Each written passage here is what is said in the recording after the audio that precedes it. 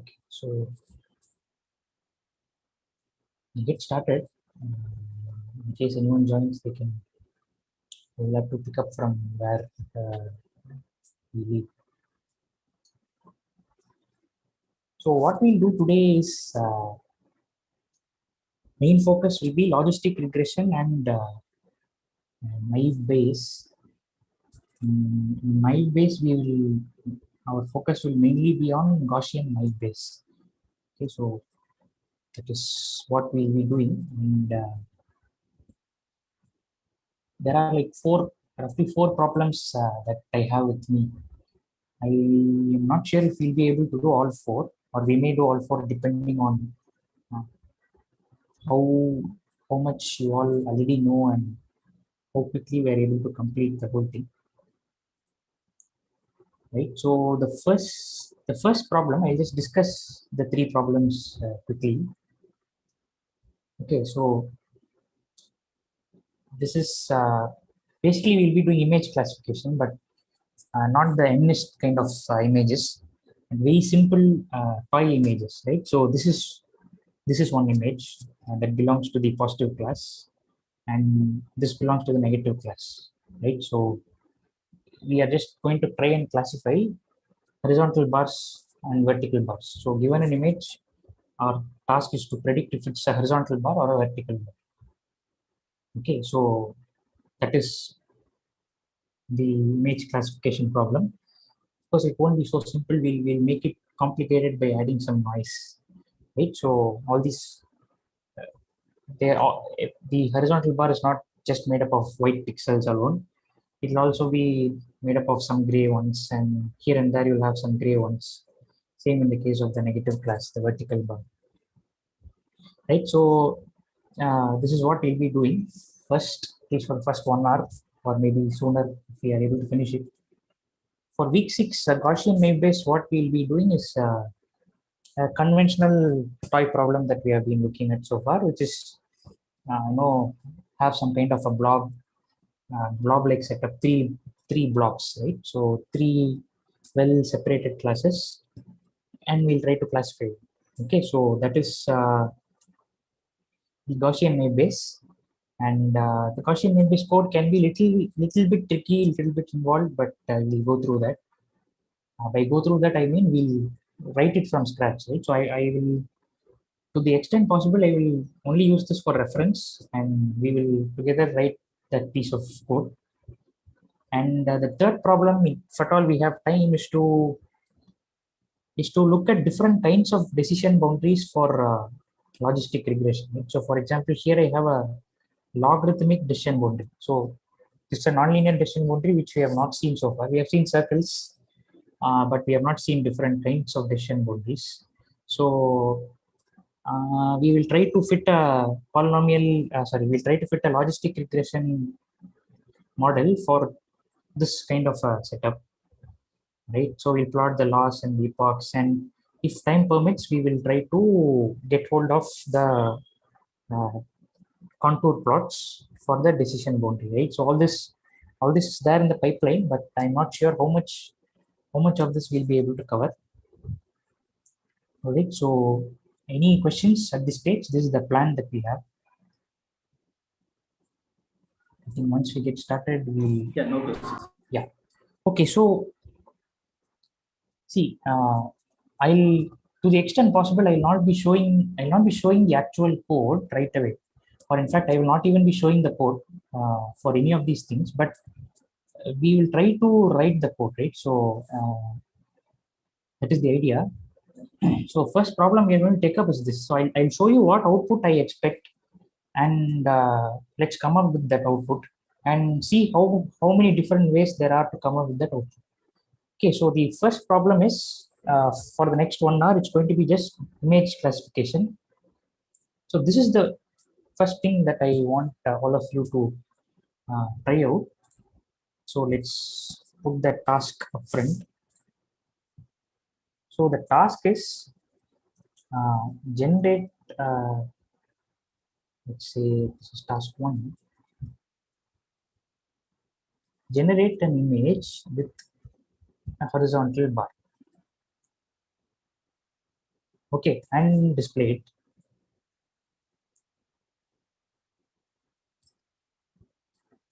So slowly we'll see how things shape up, but can you all start working on this? So what I mean by a horizontal image, an image with a horizontal bar is something like this, which is black everywhere and white in only this one stretch. Okay, once you're done, please raise your hand. I'll ask one of you to share your code and then I will display it. So yeah.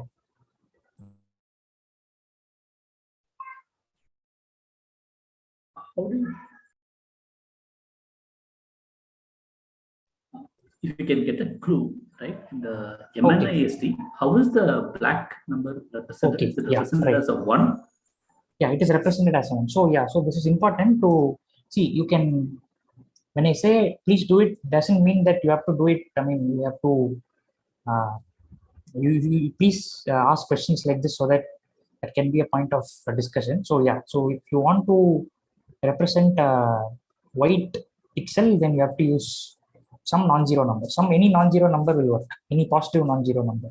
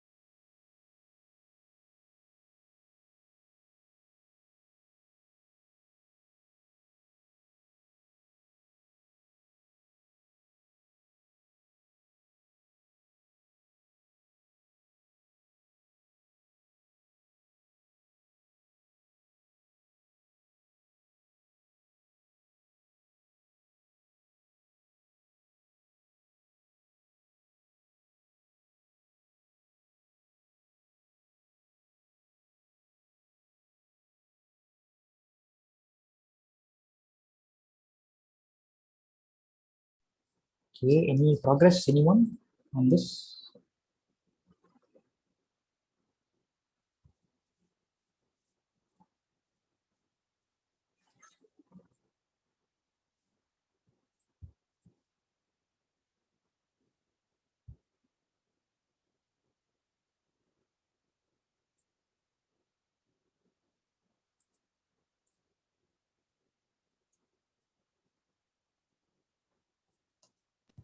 What should we take as the matrix size? Okay, so see, let's say stick with something very simple, say 5 by, you see this is 5 by 5, right? So we can start with the 5 by 5 array. And Okay.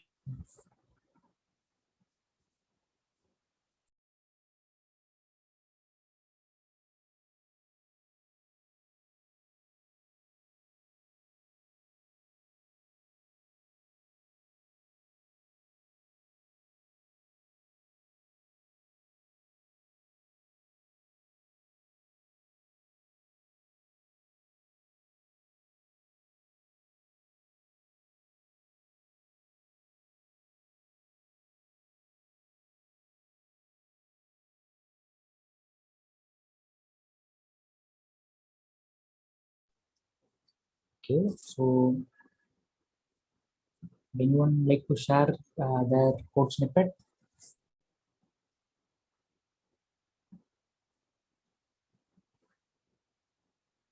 I think I've generated it, but I'm trying to show how to show it easily. Okay, okay.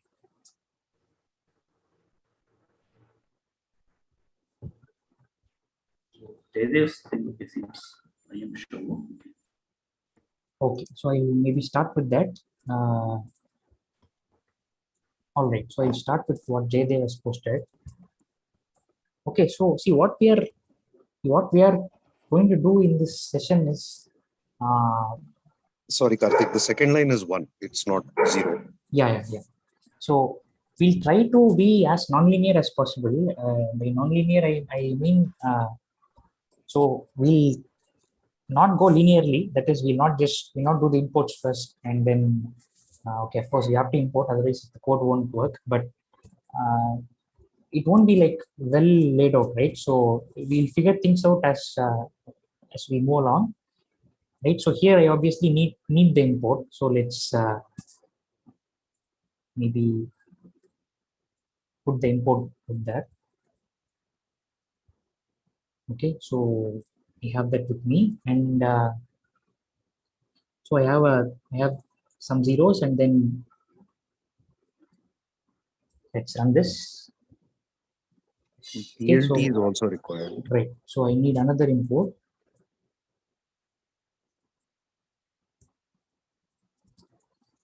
Okay, so we have requirement for PLT and we have imported that. Okay, so now we have our image. Just to for consistency, since this is all in grayscale, I mean it's all black and white or black, white, gray. There is one way to do that. So this is the only change that we are going to do, and we get our image that we have been looking, right? So this is so 5 by 5 image with 25 pixels, in which this middle row alone is white. Okay, so this is one thing, and what, just so that this has the same resolution as the rest of the image, I'm going to make sure that the figure size is 8 by 8. Okay, and I have the image that I'm looking for. Okay, so this is, I think this would have been quite clear now. So what should we do if we want the other kind of image, the Colon, negative comma 2. Okay, so we need a colon comma 2. So let's go ahead and enter that also. np.zeros 5 by 5 colon comma 2, right? So that needs to be 1. So we have our two classes now, right? So one is, I mean, we can call either one positive, the other one will be negative. So far so good. But this is this task was what? So we generated an image with a horizontal bar. I would say task 1 was about generating an image with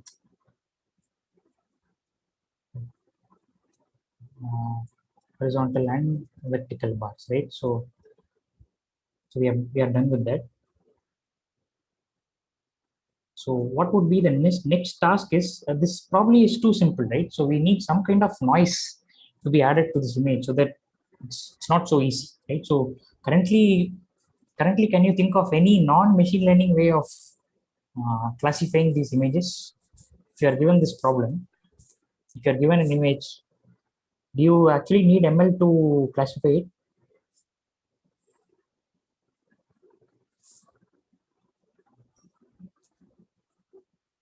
Do you get the question? So if you are given this, Are we trying to figure out whether an image has horizontal bars or vertical bars? Are those the two classes? yeah.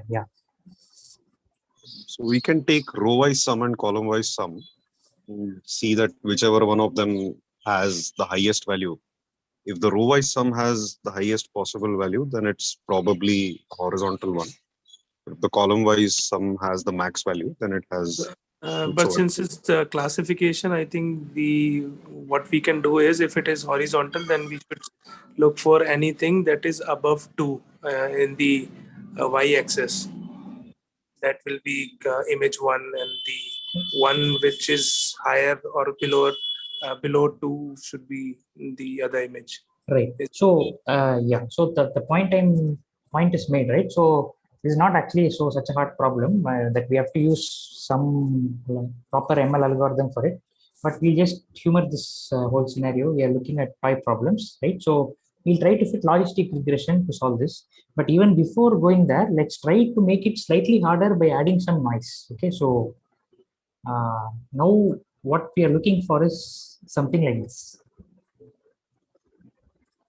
Right, so predominantly it should be white, but you need to have these gray areas which account for noise in the image.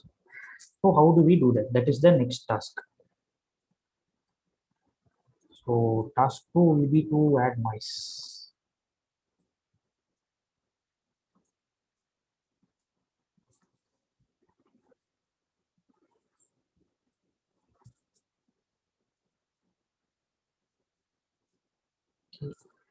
A quick question. Yeah. I somehow keep getting the grid. Is it because I have used some default? Sorry, which grid? So that's a crossbar, so it doesn't look this nice. See, even when I do the MLP things, right? When I print the matrix, the confusion matrix, I always keep getting grid lines. Oh, okay. I think there is some setting, I don't know where, I might have imported it somewhere. Let me try that. Okay, anyway, it's just a aesthetic problem. Okay. Okay, so adding noise. So I'll maybe we'll get started with I'll write the skeleton, and the most important part you can fill it. So obviously we start with the base image and we have to add noise to this. So what kind of, can you all experiment with few things that you could do to add some noise? Use like a random, normal random. Right, exactly, something like that. So okay, so Shubham pasted his code. So what I'll do is I will go with Shubham's code. Okay, so x underscore noise. Let's run this. All right. Okay, so this is one way of generating noise, right? So as we see here, this is, we start with that 5 by 5 grid of zeros, and then we randomly sample a number, an integer in. So the integer is what? -1, 0, or 1, is it? And then we reshape it. Okay, so this is one way of doing it. But even the noise also, even the one also should be reshaped. Yeah, be some random. yeah. So right, exactly. So preferably, Shubham, what we could do is we could add the noise on top of the image rather than getting the noisy image and then setting the mid range to 1. We could do it, so in 2 steps. Get this, call this noise. Okay, we call this noise, and then we add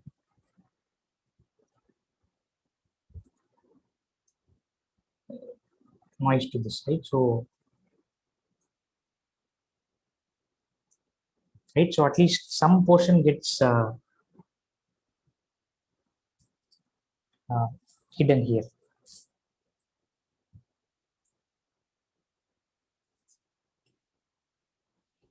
Okay, so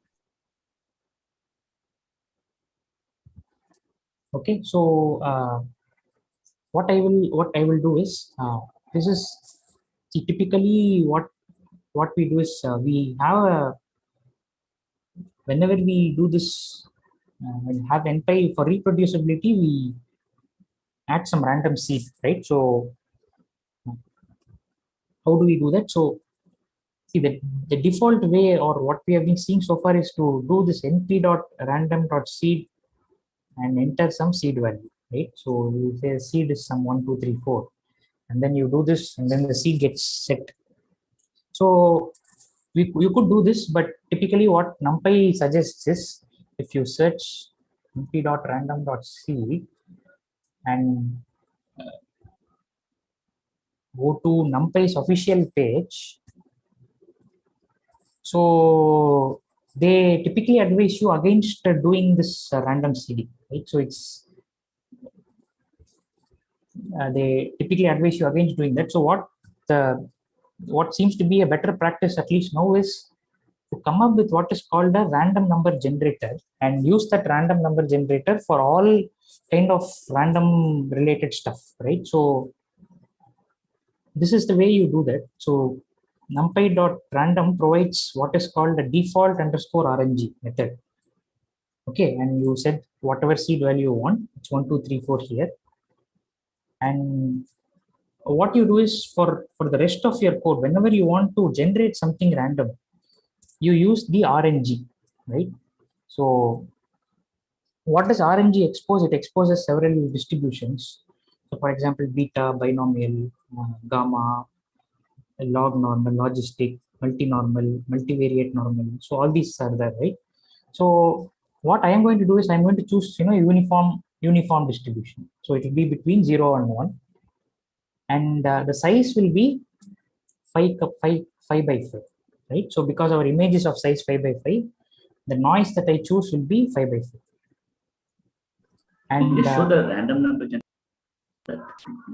This RNG, is it? Yeah. So see this. It's np.random.default underscore RNG. So see why I do this is earlier I used to search this. So np.random.uniform, right? You could do this also.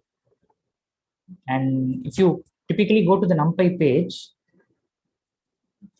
it has the description of what it does, but so see, NumPy provides a note, right? So new code should use the uniform method of a default underscore RNG instead, right? So this is, see, these notes are important, right? So because the libraries keep evolving, so using np.random.uniform is not wrong, but when NumPy itself is saying that from now on you start using this particular method, then we better follow that, right? So if you look at the quick start, that's what it says. So this is how you initialize this random number generator, and from that point onwards, wherever you want to generate something random, you use this RNG variable,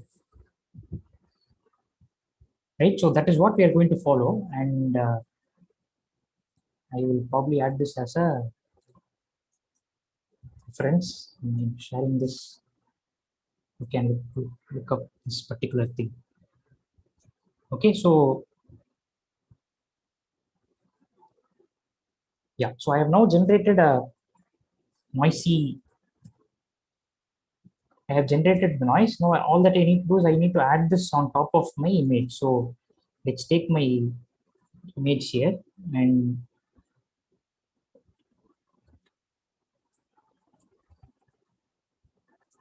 let's see what we get.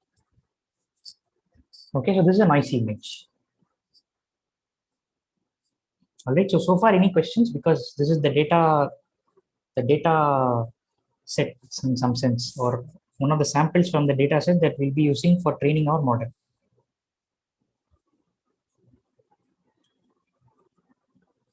Okay, I hope there are no questions. So we'll move on. Now, the next task is, once you have understood so far, task 3 will essentially be this: generate the base data set. Okay, what I mean by that is, say, let's come up with 500 data points, right, and say 250 per class,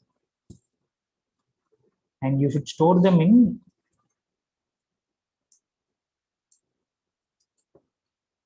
okay. So this is the next task. So let's generate 500 data points. So each data point should be of size what? Each data point should be of size 5 by 5, right? So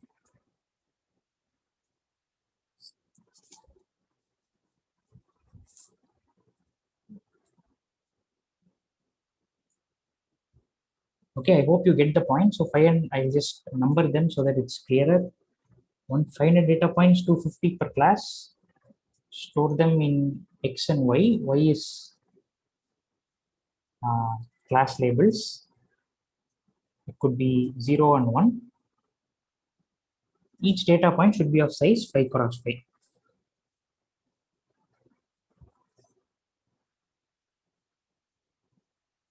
Right? And it should be noisy. So it should be a noisy image and not any image.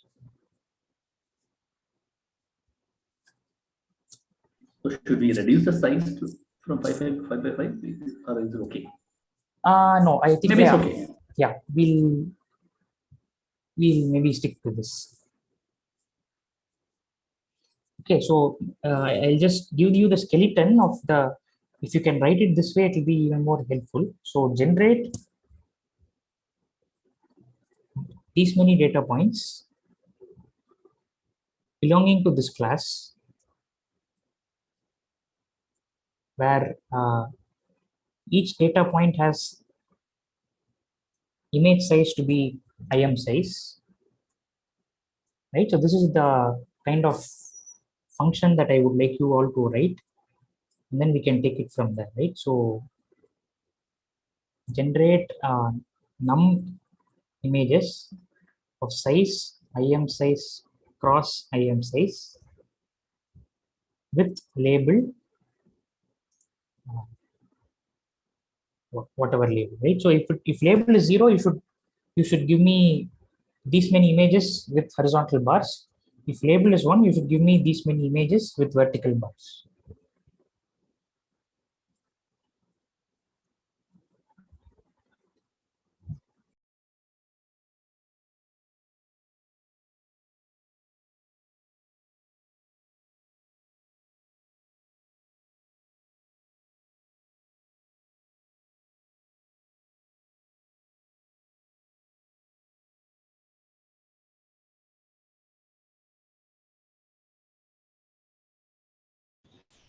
What was that about label again? Yeah, so label is if it is 0, maybe we can call this class 0. So horizontal bar, and Okay. 1 meaning vertical. Quick NumPy help. Num comes in, suppose I want to do a multi-dimensional array. Num comes in the first index or the last index. I keep getting confused.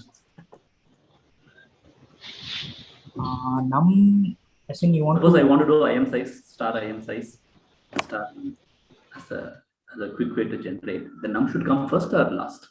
Typically comes first. I mean num comma IM size comma IM size.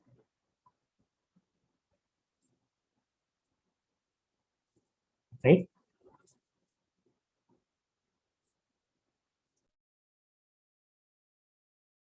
Okay, then I can do the same thing.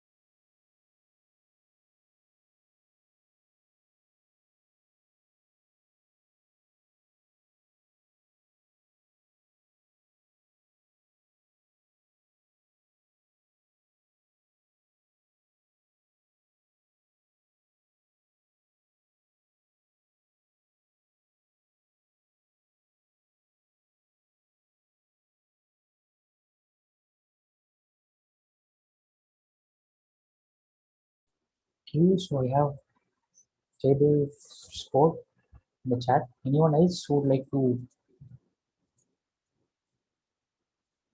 So the others, are the others actually working on this problem, or otherwise the session will be boring, right? So if you're not coding along, or if you're not trying it live, it might be boring to stay on the call, and because there'll be significant delays. There'll be stretches where I don't talk at all. So request all of you to code.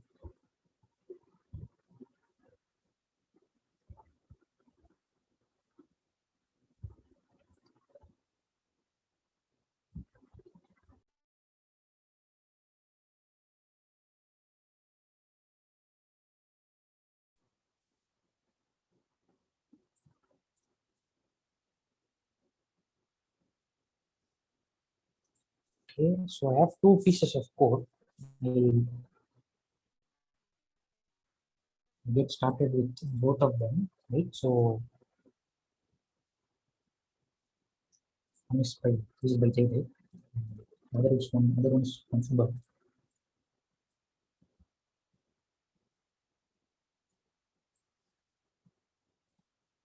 Okay, I think both are unique in their own ways. This one was Shubham. This is Shubham and this is all right. So let's quickly go through both these snippets. Right. So you initialize numpy array of this size. Right. So Jaydev, you assume that. So this you are assuming this to be a tuple, right? Yes, yes. Okay. So will my this thing works? I said num comma im size comma im size. I'm Yeah. very close to Jaydev. Will that work better? Yeah. In fact, he has done the same thing. He has just this is tuple concatenation in some sense, right? So he's saying num. So he has taken this as a tuple. Maybe like we have here I have specified it as some. Oh, okay. I forgot that. Yeah, that should be fine, right? So yeah, you can just do k comma k or something. Yeah. So yeah, I'll just stick to this in case this is also valid. So if the label is 0, then you are going to do this, right? So And actually, according to your docstring, I have flipped it. So for me, label 0 would be a vertical bar. okay, right. Okay, and then you add. So once you, depending on the label, once you add the horizontal or vertical bars, you are just going to add noise to the whole array, right? And it's of the shape of that array is going to be exactly the same as x, right? So that is one way of doing it. The other way of doing it, as given by Shubham, is quite similar. So you start with x being of size im size comma im size, and then the middle of yeah, okay. So I think that particular point I think he has taken care of, which is how to get the middle of the array. So divide by 2. So that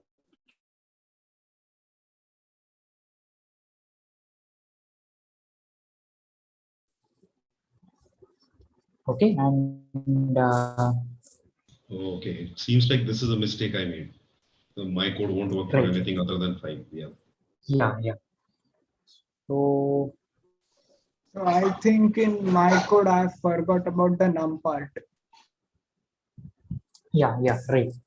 Okay, so what we'll do is, see, we'll follow the same thing throughout. We'll have all solutions or whatever solutions we have, and then we'll take something from everything, and we will come up with the final one. So this is let's say num comma im size. So this is the shape of the array x. So if label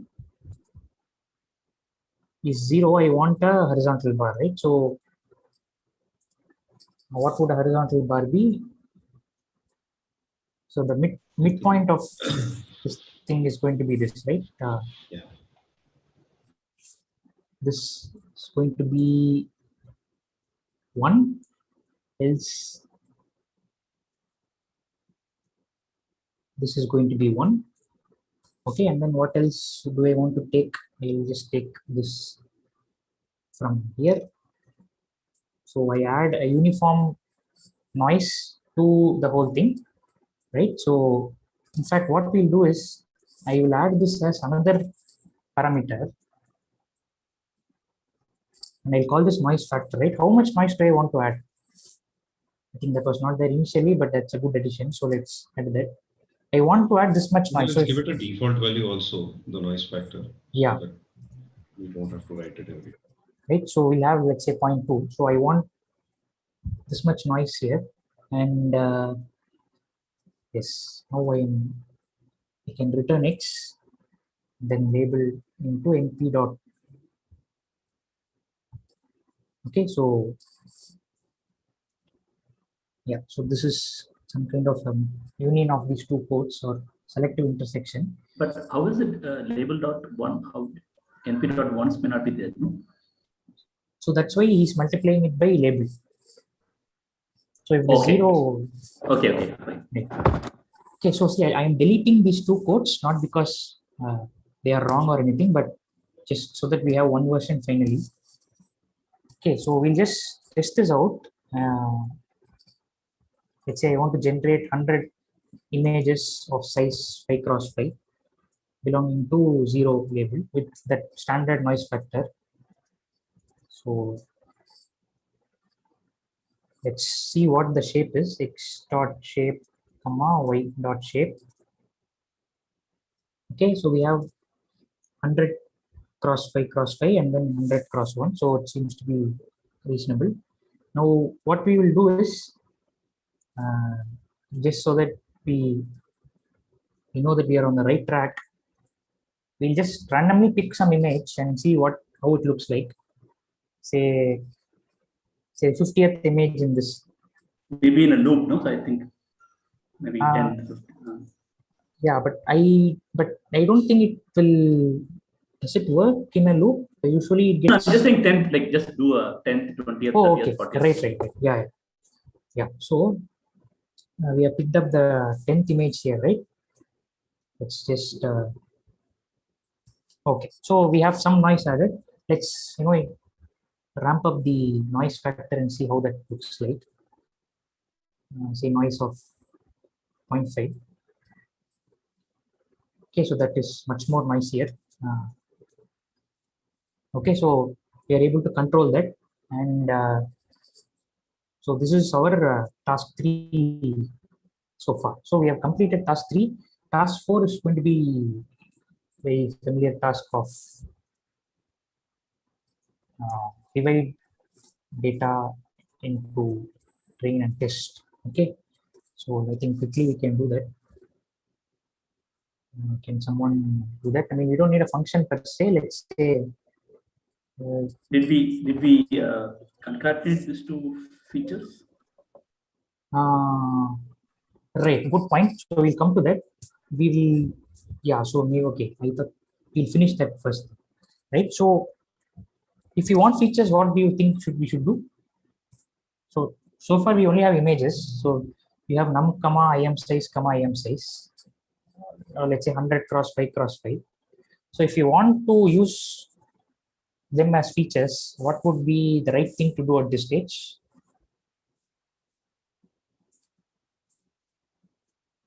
So far, what have our features been, right? So the data matrix so far has been just n cross m, right?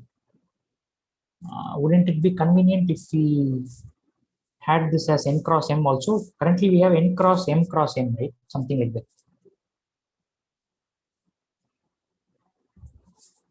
Okay, so right. So we'll, yeah, as Jaydev has also pointed out, what we'll do is we will just kind of slightly reshape it, and before returning x, what we'll return is we'll return, right? So we'll return this as the number of images cross 25, right? See, currently it's returning what? Currently it is returning an array of size 100, 5, 5. Instead of that, I want it to return 100, 25. So 100 images, each image is represented by one long array of 25 features,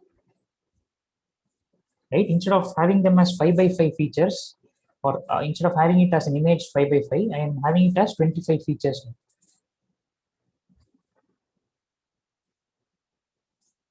Does that make sense? This particular line of code? Yeah, definitely. Okay, so let's first make sure that we understand what the shapes are. X dot shape and y dot shape. Now what will this be? This will be 100 cross 25, right? 100 images. Each one has a 25 dimensional feature. All right. So if you want to view this image, you can still do that. Only thing is that we need to reshape it back to 5 by 5, right?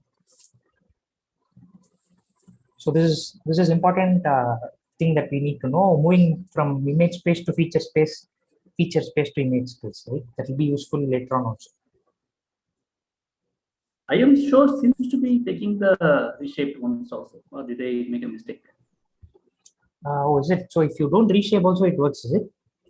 Seems to work for me. I don't know. Oh, that is new to me. I didn't know that. I don't know. Maybe there is some. Yeah, I might have made some mistake. Yeah. So it is possible that you are referring to some variable you have probably defined before. So that is there in the memory and it is displaying that. All right. So data generation is now complete. Now we'll reuse this x comma y itself, right? So x comma y, remember, is my. Again, we'll try to keep this whole thing general. So test size, let's say some fraction. You can choose whatever you want. 0.2 of entire data set, right? And here you can use only here. One more, right? We have to connect the label ones and zeros. They are separate. Oh, good point. Yeah. Okay, I think that's what you mentioned, right? I mentioned that also. Yeah. Okay. Yeah. Sorry, I missed that. Yeah, good point. So we will do that as task 4. Maybe just continuation of this task. So we have generated. So we'll probably use different variables just so that this is what class 0, right? This is class 0. So we call it x0, comma y0, and x1, comma y1 would be we generate 100 points and same image size, same noise factor. Okay, so what's the numpy command I should use here? Numpy method. np.r underscore or np.row stack. Okay, let's try row stack.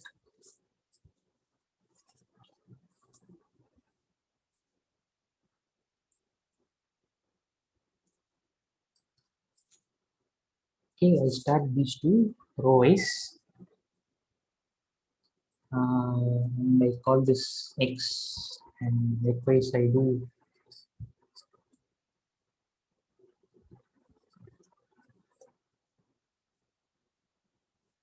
okay. So let's look at the shape and see if we have the right ones. It's not x underscore 61.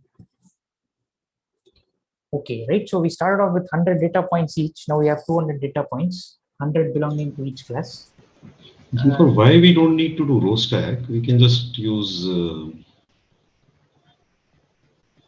We can just concatenate it, huh? Yeah.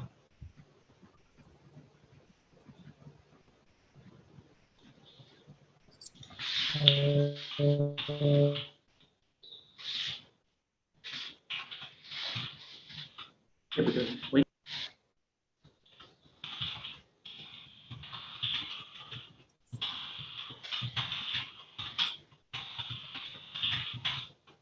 Okay. Right. So, all right. Right. So we have 200 cross 25 and 200. So that is our base data. Okay. So you can use SKLAND now for this task. So can someone tell me how to do that? How do you divide it into Train test split.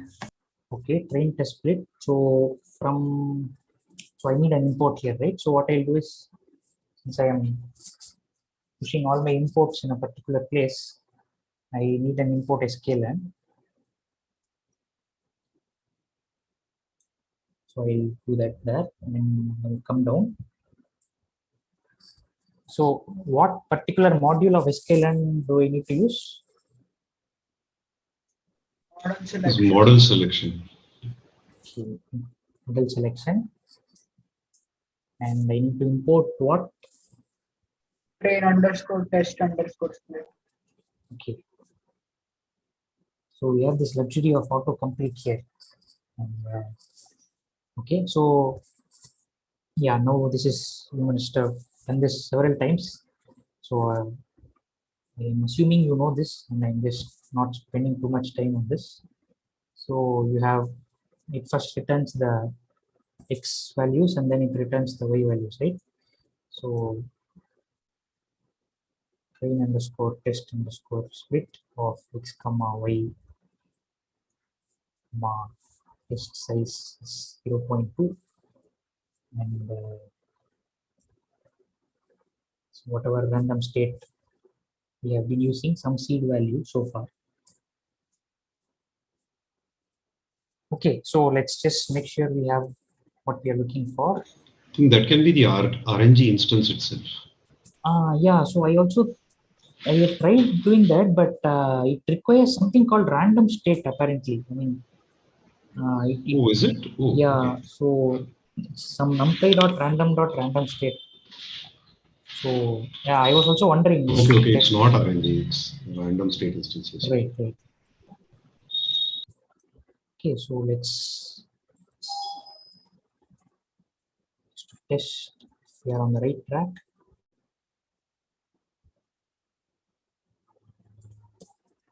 So I hope you are coding separately. I'm not writing all these things. Okay, so around 160 from training, 40 go for testing, right? So we have our data set. Okay, and so this automatically takes care of shuffling, so we don't need to worry about that.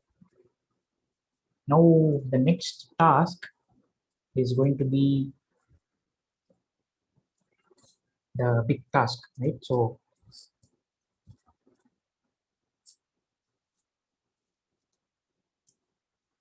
the logistic regression class. Okay, so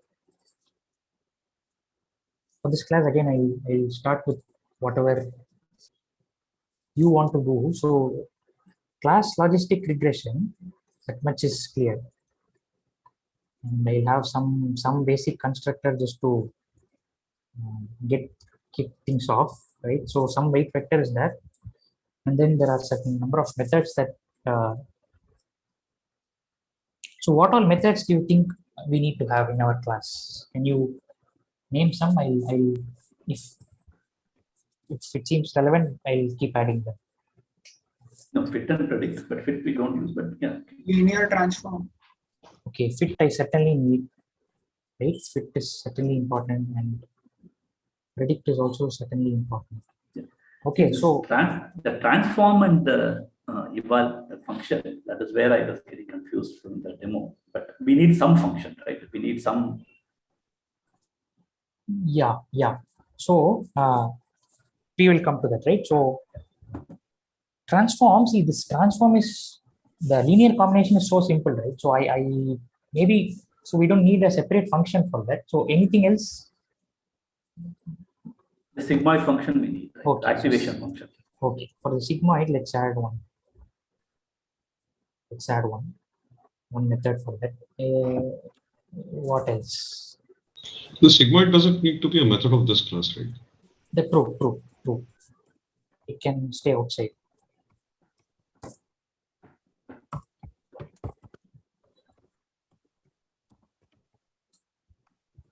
Okay. So sigmoid. What else? Calculate gradient. Okay. We'll have one grad, because we need to do all this.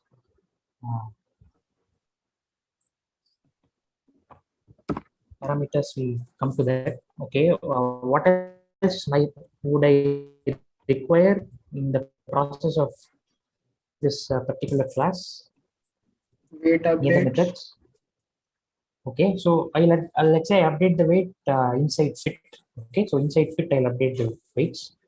So okay, so let's do this nonlinear way of writing, as I earlier pointed out. One parameter we might need is learning rate in the init maybe. You can have a value for it in the constructor. Okay. Default something 0.01 or something. Okay, so we'll have it as that. Maybe I set that as learning rate. Okay, so what we'll do is there are certain things which we immediately know what to do, right? So we'll fill those blocks. So what should this return?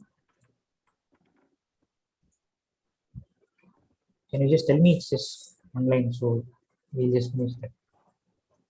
1 by 1 plus the power minus z.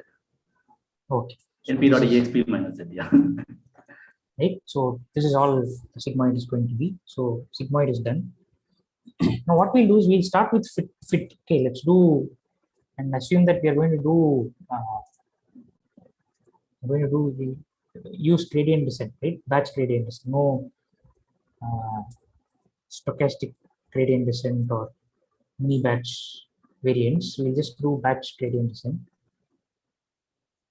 meaning we go through the entire data set in one iteration, and that will be one epoch. Okay, so can you tell me what the main area of this method has to be? I mean, what main focus of this method? No, we do it in fit or we want to do it separately? Let's say we do it here, it's right. So let's say the optimization part.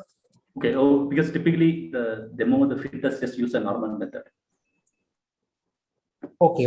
Let's say for this particular class, we want to do the whole fitting thing inside this fit method itself.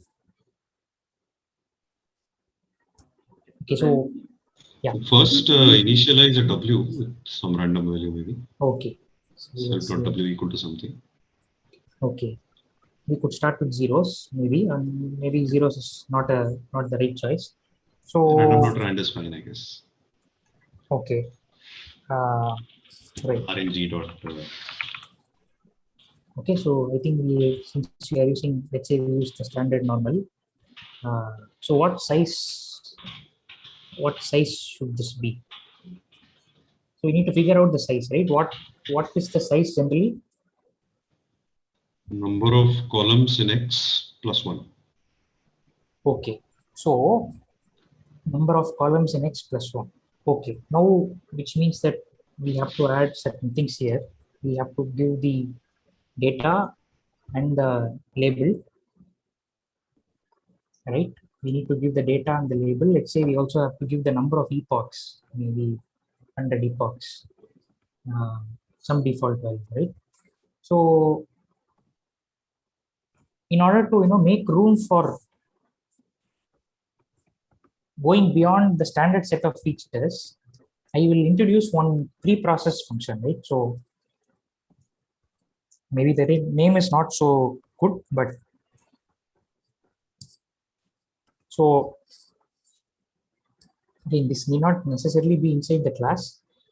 So what I'll do is I'll just add some once this so-called dummy feature and return that. So np dot column stack. I am going to add a bunch of ones, right? So right. So whenever I is this fine? This particular Yeah. What does the underscore preprocess do? Can't be called from outside. So see, it can be called from outside, but it's just for us to know that this is not. I'm not really going to expose this. I mean, it will be exposed anyway. But as far as methods that I want to call are concerned, it's fit. In fact, even I should say that even grad, I'm not really going to call using an object. So I'm going to use it internally for internal use, right? Sir, np.1's x dot shape of, is it 0 or is it 1? Okay, can you tell me which it should be? Which of these two it should be? I So what think is the number of columns. No, yeah, that's right, 0, yes. Sorry. Okay. So let's clarify that here in a kind of a comment. So x is of size, number of samples, comma, number of features. Right. So the raw features as it is given to us is like this. So what I'm doing is I'm making this number of samples, comma, number of features plus 1. Currently, this is all I'm doing, but perhaps later on I may want to do certain other things. Okay, so the moment I come to fit, what I do is I call pre-process. So for now, see, I'll get rid of all this. Right? So all this is fancy stuff. Anyway, I have never used this, so let's just stick to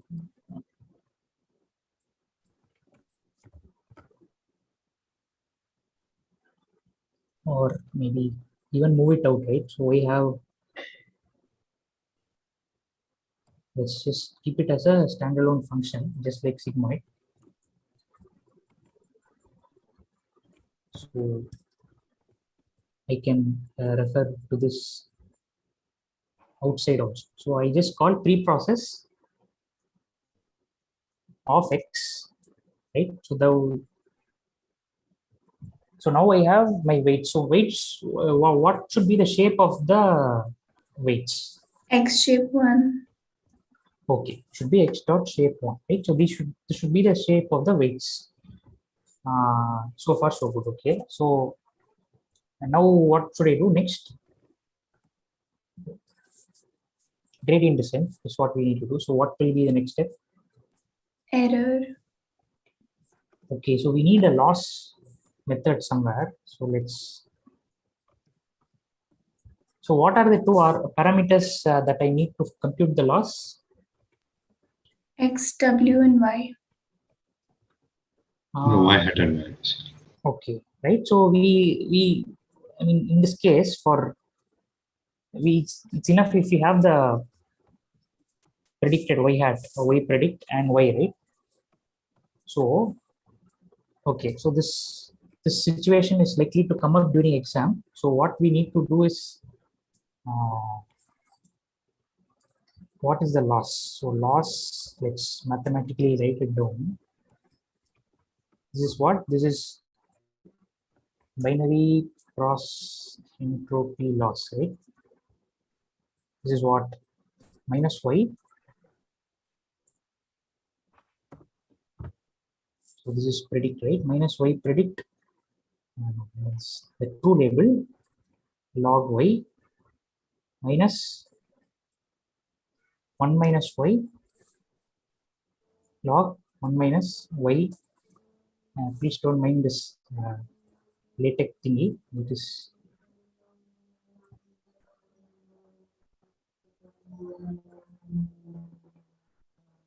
Okay, so that is our loss, correct?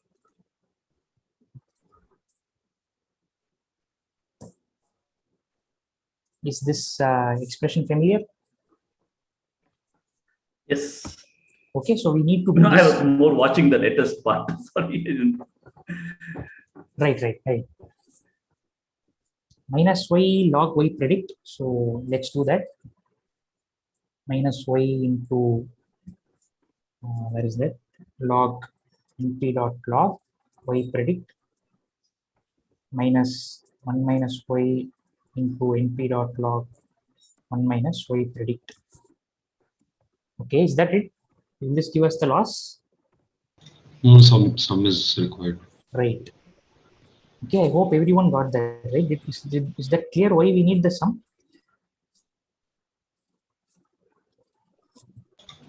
So that expression is the loss for one sample. Right. Okay. I hope this is clear. If not, please stop me.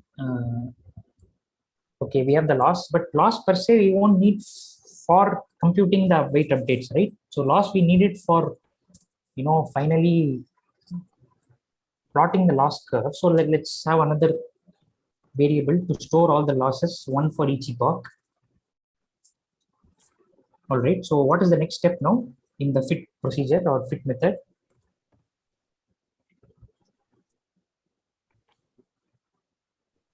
Where do we go next? Get our initial predict. Well, basically start a loop over the epochs. Okay. Let's go through the epochs, and as they pointed, we'll have to get an initial prediction. So let's call.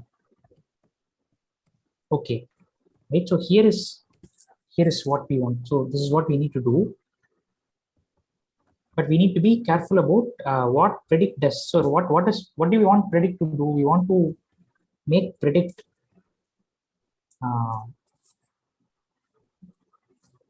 get the predicted labels, right? So I want predict to give me the labels. So this will be 0 or 1, right? But in my gradient term, so now it's time for me to write the gradient. So this is the binary cross entropy loss. Now it's time I write the. So those of you, if you find looking at the left part troublesome, just look at the right part. Okay, so that might be easier. So the gradient is what for? See, all this is for logistic regression, right? Not for any and every model. This is for logistic regression. I'm sorry. So the gradient is. Can someone tell me what the gradient is? Always W minus, same thing, no? W minus. Okay. But we have to calculate the the derivative. Right. So I'll just name it grad. Gradient will be X transpose times y hat minus y. Y hat itself is sigmoid of X into W. Okay. So I'll just write that down. I'll just use predict, okay, instead of y hat. Say this. Yeah, sure. Okay. So this is X transpose into y predict minus y, but this y predict is itself sigma of this is what sigma of xw, right? Is that right? Okay. So this is my gradient. So X transpose I already have, no problem. Sigma of xw also I have. So see, sigma I have, xw I need, right? So what I will do is, see, what does sigma of xw give us? Ultimately, what kind of a quantity is that? Vector. Sorry? Yeah, it's a vector. But I mean, mathematically, what does it represent in the logistic? Probability. It's a probability, right? So what I will do is I'll have predict instead of in addition to predict, I will have a prob, right? I'll have a prob where I'll pass x and I will get hold of what is that? Sigma of xw, right? Sigma of xw. So sigmoid of x at w. So this is a matrix multiplication, self dot w, because I am using this as a variable of this object. Okay, so now we have prob. If we call prob on x, that will give us y hat, and then we just need to do this subtraction. Okay, so my gradient is going to be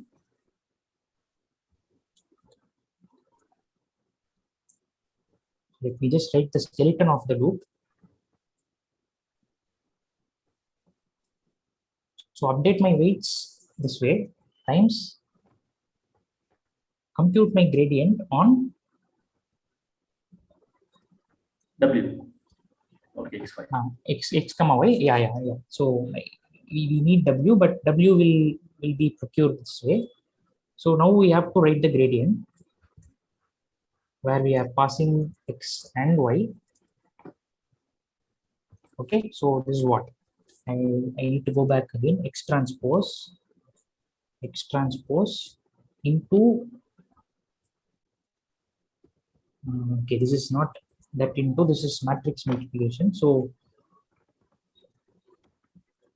this is the probability, right? Sigma of xw is nothing but probability of on the samples x minus y. So is this clear? We have done some going back and forth, but as we agreed, this is the way we'll be writing the code this session.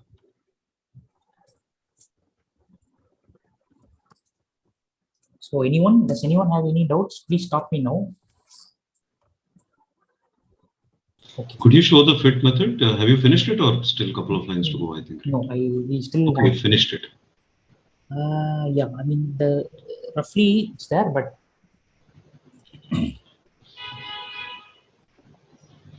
okay, so the gradient update is there. What we'll do is we need to compute the losses, right? So I think maybe I have a conceptual question. Yeah. Sigmoid, probability sigmoid of x at w. Okay, that is what we take the sigmoid of. sigmoid of x into w, right? Okay, Sorry, okay, yeah. fine, yeah. I think it's just a conceptual. They just have to get confirmed. Okay, yeah.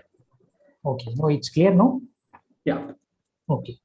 You're So- transforming after the weights. You're transforming the function. Yeah. So x I have x into w. Yeah. That is the. I don't know why linear I always thought that you transform x and then multiply by weight. I don't know why I thought that way, but that is just a conceptually got it wrong. Oh, you mean by transform you are saying sigmoid activation function based transformation. Yeah. Okay, so we do the linear combination and then we do the sigmoid. Yeah. Okay, so if others also have this doubt, first we do the linear combination. I think in SAR Scholar we have a separate function for this. Here what we are doing is we are just clubbing them. So x at self.w will give you the linear combination. You are applying sigmoid on top of that. That will give you the probability of these data points x, and that is y hat for the predicted y. You use the predicted y here minus the true value of y. X transpose into that will give you the gradient. You use the gradient to update your weights, and after you update the weights, you update the loss also. So this loss is okay. Here we need y predicted, right? So we need a y predicted here. So Actually, a little more, again, not super critical, but one efficient way to do this is get the predicted probabilities upfront in each epoch. Pass the same thing to the grad and the same thing to the loss. yeah, that's a good point. Yeah, so that we don't have to call self.pred, self.prob 3 times. Right, good point. So that's a good point. So we'll call. Well, again, here it won't really matter, but if your x gets really large, then you're going unnecessary. Right. Crunching. Okay, we'll just quickly refactor that. So in predict, what perhaps what we need to add is we need to add one threshold, right? And how do I? So yeah. So can someone tell me how? So okay, please carry on, sir. I was on. Yeah. So can someone tell me how I do the prediction for logistic regression model?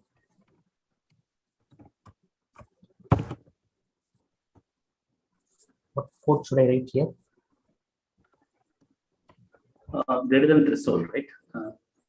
Yeah, there is X at W sigmoid should be greater than threshold for positive label. okay. So XW sigmoid of that should be greater than threshold for positive. Okay. So meaning the probability of X, okay, the sigma of XW should be greater than 0.5. Okay, then I Point and threshold, right? sorry, yeah, greater than threshold. Then I call it class 1. If not, I call it class 0. So these are my predictions. So this is y hat.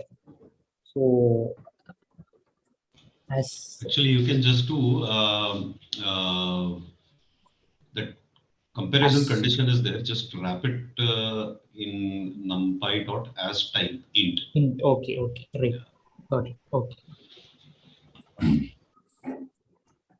So I'm not sure which one is more efficient, but this probably is going to try and calculate the specific indices where that happens. right, yeah. So I can just do np.as type this comma int, is it? So I don't know the exact syntax. As type np.int. Comma, so that goes in as a parameter? No, the entire thing. No, sorry. I think as type is the method of an array. np.as Yeah, type. you have to go to So maybe remove that and stick it at the end, not as type of int. as type of np.int. Okay, so should this be 32, 64, something like that, or this itself works, is it? It's an int 2, basically. We could do bool. You can do the int 8 also. Yeah, Right, int 8 might work. Okay. So I didn't understand the difference between the two or why we chose this. okay, so probably because this is kind of simpler, right? Maybe the efficiency also matters, but this is simpler than the earlier one because here you get a list of array of bools, right?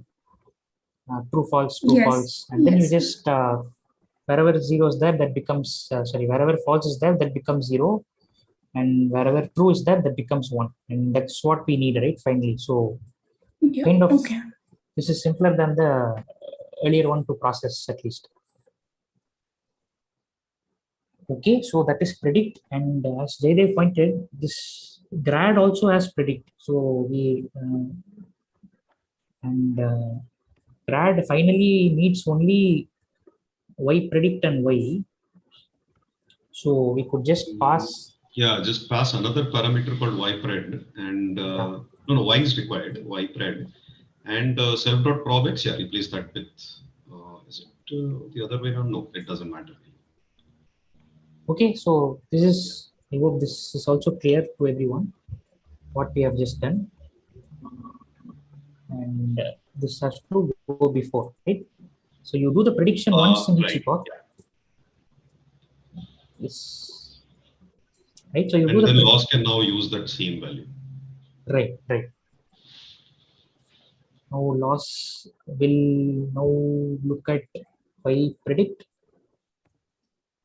Okay, I hope all of you understood the manipulation, right? What was earlier and what has happened now. We are essentially calling predict only once in each epoch, and then making use of that to find our gradient and also to compute the loss. Yeah. Okay. All right. So this is nice. So now what maybe we have. One last thing, Karthik. Yeah. Maybe just print the last element available in the losses list at the end of each epoch. You mean here you want to print the last one? Okay. But not super critical again, but maybe we can. Oh no, but it's an attribute, right? So we can always refer to it later. Fine, not required. This will actually produce 100 lines of text for no reason. Right. Okay, so predict. You have to add a comma bracket at the end of return. as type. No, it is balanced. Okay, so Okay, it's balanced. right. With the probabilities, maybe you can finish. You can complete the doc strings later.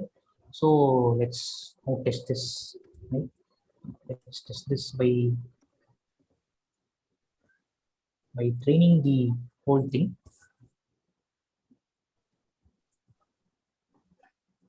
Okay, so log rec, I'm going to call it log rec. So this is the logistic regression object. We have a let's stick with the custom learning rate, and so I'm going to fit this on. Let's go back. What did we have? X train comma Y train. Okay, so X train comma Y train. Let's keep it as 100 epochs and let's see what happens. So we'll have the losses now. We'll quickly plot it. So since I'm just writing standard code, we are plotting the losses, right? So for these many epochs, so epochs probably is better to have a variable, right? So I'll just pass it here just for the sake of. So these many epochs, and then all my losses get saved here. So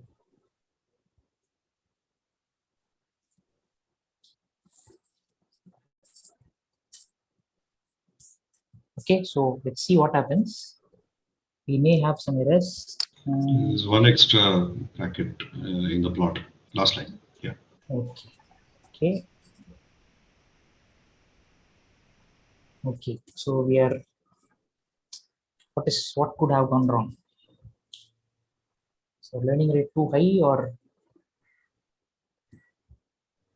is it 0.01, the default one? Yeah, default one is 0.01. It worked quite well for me actually. Okay, let's see. So if I am writing this code, lots of things could have gone wrong, but I guess there's just some small. Yeah. So there were like, somewhere we moved that pre-process out, but I was still referring to it as self.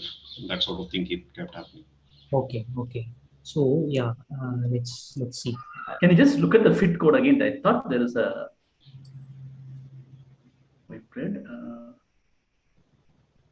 where are we doing a division? That is saying divide by 0 error is there. So where could we be doing a division? The sigmoid function, right? Perhaps, yes. Is it it's perfectly fine? No, this is perfectly fine. It's fine. And that function is guaranteed to never have a 0 denominator. So, because it is one plus, yeah. Correct. So this is something else. It's not that. So the loss probably, right? So loss has a log. So it's saying invalid divide by 0 encountered in log. In log. Okay.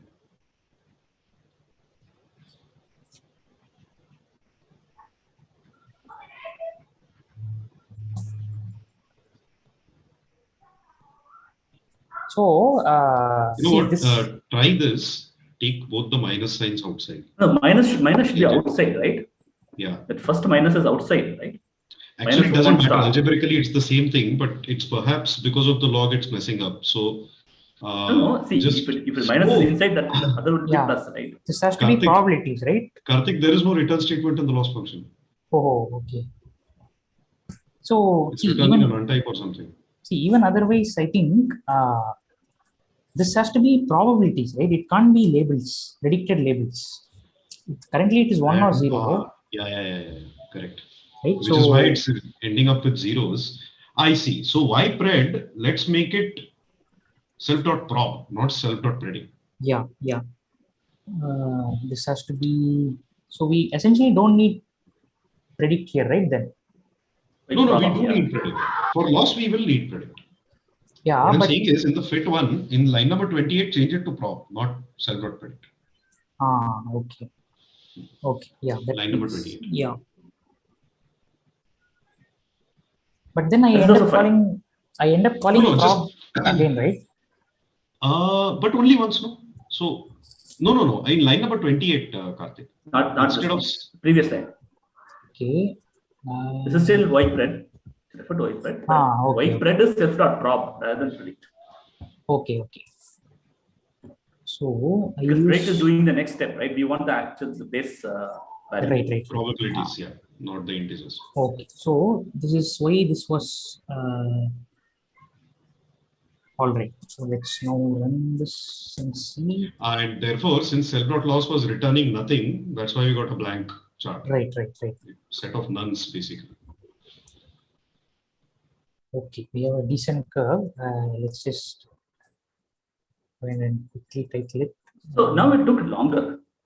Did you notice that it took longer after the return? We added the return to the loss. No, but that's because he has decreased the default learning rate, no? That's why. Oh, okay. Because of that. So we'll just make it on 0 on itself and see how it. Like within 20 to 40 epochs, yeah, it should converge pretty fast. Okay, right. So for the others, did you all follow what was wrong earlier? Not really. I didn't understand why we changed from labels to probabilities. See the loss function. This is not weighted. Here is the probabilities, right? So and not the final predicted label. So the final prediction is the part of inference, right? Where you say if the probability is greater than 0.5, you output 1. If it is less than 0.5, you output 0. But when it comes to the loss, the binary cross entropy loss, Y prediction is not the class label. It's sigma of XW, right? Then probably we should not call it Y pred. Yeah, I get your point. Yeah, we should probably call it. Okay, so I would maybe let's just at least here let's call it Y prop.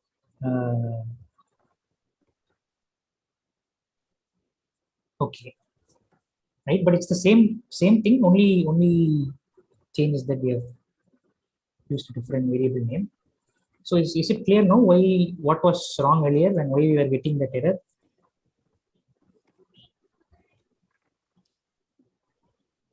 Okay, so I hope all of you kind of are following and seeing what's happening. All right, so now let's go ahead and test our model. This is fairly straightforward test. So, okay, so far so good. So can someone tell me what I should do now to test the model in this class? Just look at some of the things, right? Pick randomly. Predict of X test and compare the output with Y test. Okay. So I use log pred of predict on X test. Okay, and this is Y test, right? Y test I have. Y hat, yeah. No, it's not Y test, no. It's just Y hat. Right? That's typically what we. Okay. So you mean okay, yeah. This is Y pred, right? Yeah. So I have Y pred. So how do I compare? You just compare if they're equal. That is just Okay. But the thing would be to actually print SKLAND.metrics.accuracy or something. Okay. So in the interest of say let's say since it's like totally will just give me the number of correct predictions. Should, yeah. Okay. Wow. So if I want to get hold of some kind of a percentage accuracy, what should I, or say fraction of accurate classifications, what should I divide it by? Number of Y tests, right? Okay. Y test dot shape. Okay, Y test dot shape of what? Should it be? Shape will not do. 0. Okay, so shape 0 you put, yeah, shape 0. Okay. Yeah, shape 0, sorry, yeah. You have to put shape 0. Okay, let's try this. Okay, where are we missing out on? That's throwing an error in line 36.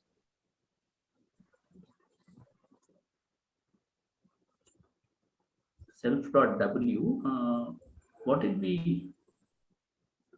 So the error is The X-test doesn't have the dummy column. right. So nice. We can just call pre-process before this. Yep. So we are calling this on X-test. And something is not returning. No, what is this new error? Print, you have to take this. Remove the print statement. Print bracket you have to put outside. You put it inside. Okay. Nice. Okay, so that was a too simple a problem, and this is bound to happen in MLT. So Even with the noise, it was able to predict. yeah. So see, this is like, it's a very kind of, even though the noise is there, I mean, this looks noisy to our eyes, but it's kind of able to make out. So the interesting part is when we come to visualizing let's now visualize the weights. Okay, so weight. So how many features does the weight have? 25 plus 1, right? Yeah. 26. 26, right? So let's look at the core 25, ignoring the bias term. What do you think? Do you think anything interesting will be able to see if you look at the weights? Basically, at every the weights of the 5th, 10th, 15th will matter. Something like wherever the brighter pixels are coming, those weights will be higher. Right. No, actually, before that, we have quite a few features, right? We have 25 feet, but we may not need all the features. Right. We may not need all the features. So do you think, so my question is, do you think the weights, if you look at the weights, that will show us, right? Yeah. Right. It will tell whether the features, at least to some extent, right? We can find out if the weight is very low. We know that probably the feature is not useful. Okay, so let's do the following thing. So let's look at, so logreg.w is the weights, right? So this is the weights.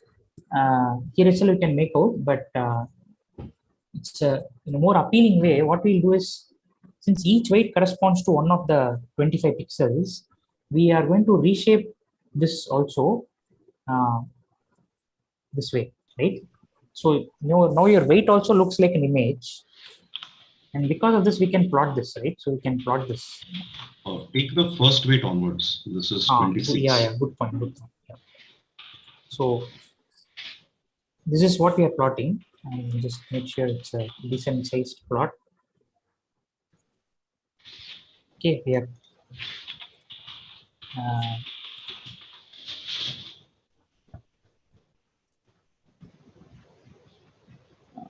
okay.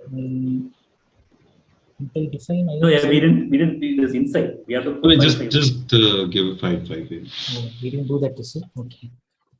We didn't define them. Okay. All right. Why does it look so bad? This is looking like the original image itself. I mean, yeah. So see, in fact, it should look even much better than the original images. Because see, when I ran this experiment. No, actually, it's correct. You see, if you look at the middle horizontal line, it's relatively darker, which means that has those weights have a lower high negative correlation. And if you look at the vertical middle column, those have high weights. So in fact, just add a plt.color bar at after that cell, and we'll see exactly what those values are. Okay. And maybe remove the gray map also. Use the default jet or whatever it is, and we'll see exactly what pixel has a very high value. Add a plt.color bar also later.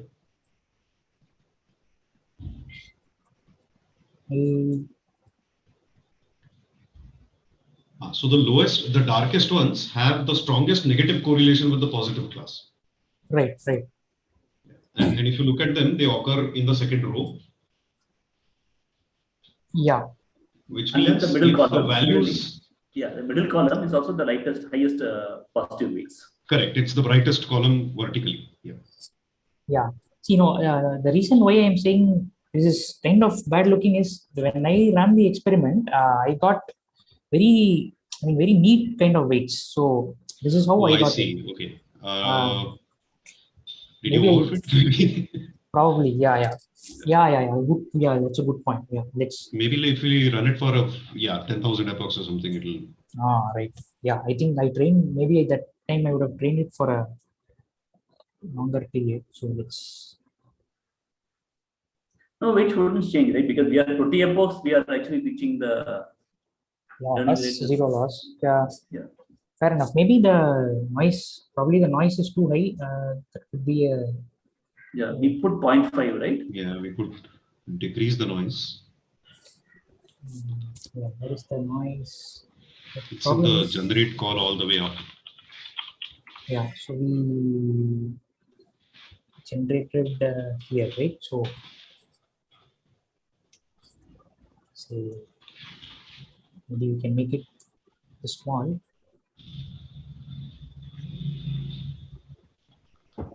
Okay, so this is anyway the same thing.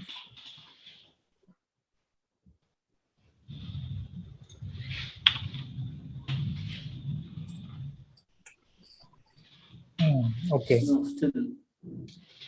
Anyway, so the basic idea is what I wanted to show is that when the weights are visualized, in this case at least, because of how simple the whole setup is, you are able to clearly see which of them are useful and which of them are not. Right. So yeah, and that is with respect to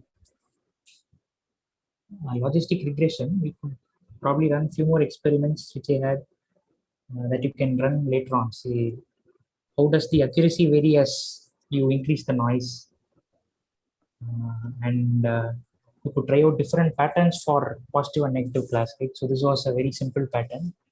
You could try other kinds of patterns as well. Okay, so that is as far as week 5 is concerned. Does anyone have any questions so far?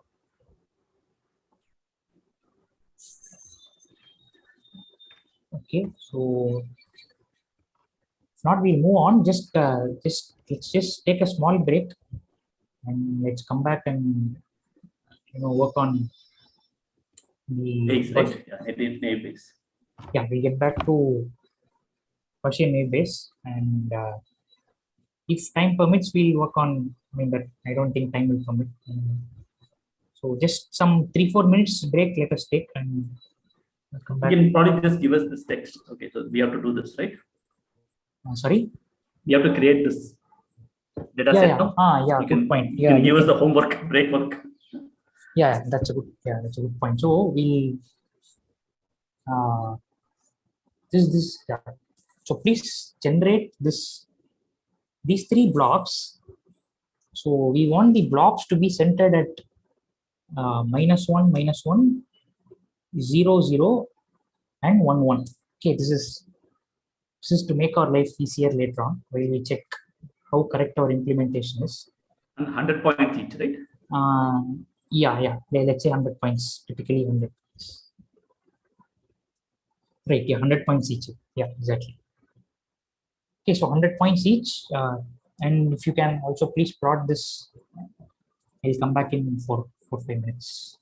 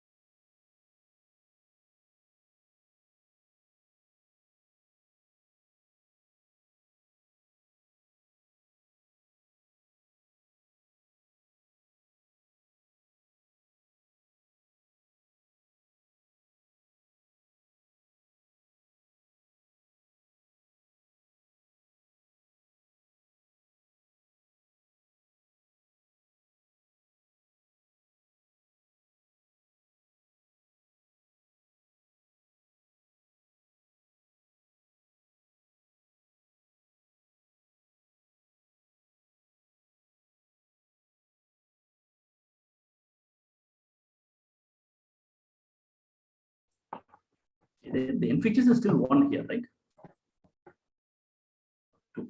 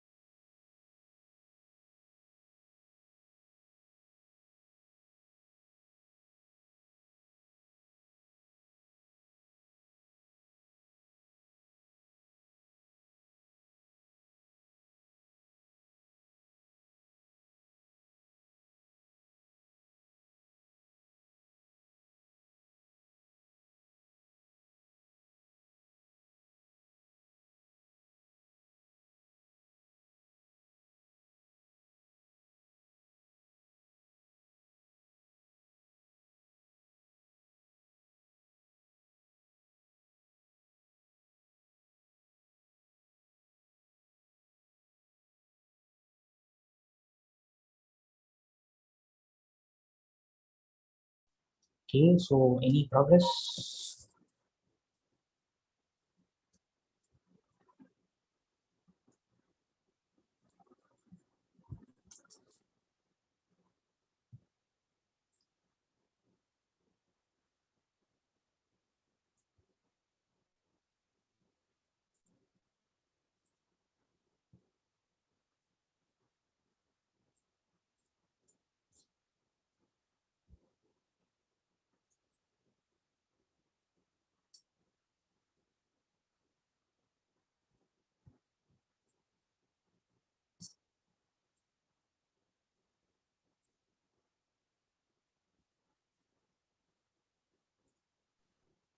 Got confused about how to get the plot. Okay. Okay. So we'll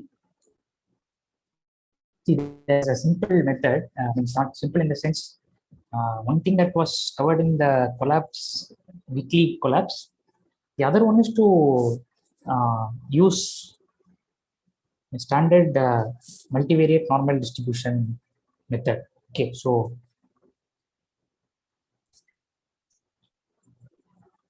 let's first generate one blob using that. See the mean one, right? So we'll generate this red color blob which is centered at 0, 0. So that has a mean of 0, 0, and so if you look at this, so in your exam also, right? I mean, let's talk about something from the exam point of view also. See, sometimes you may forget these functions. So Colab has a very nice autocomplete feature, and you can quickly go down and look at what you want.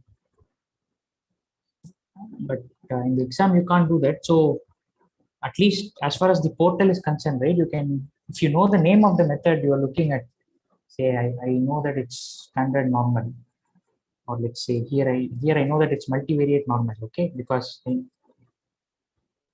you could try to print help multivariate normal in the portal, and that will give you what the arguments are and what the parameters are, right? So for example,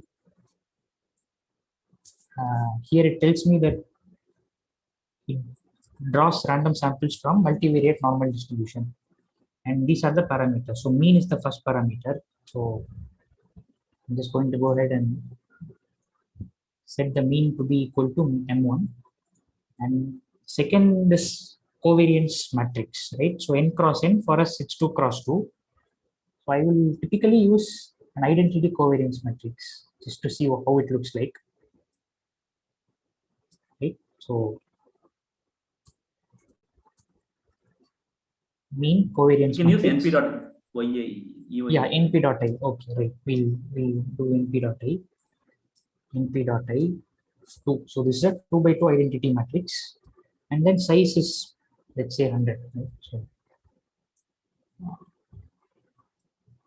okay, so that is 100, 2 array of random points.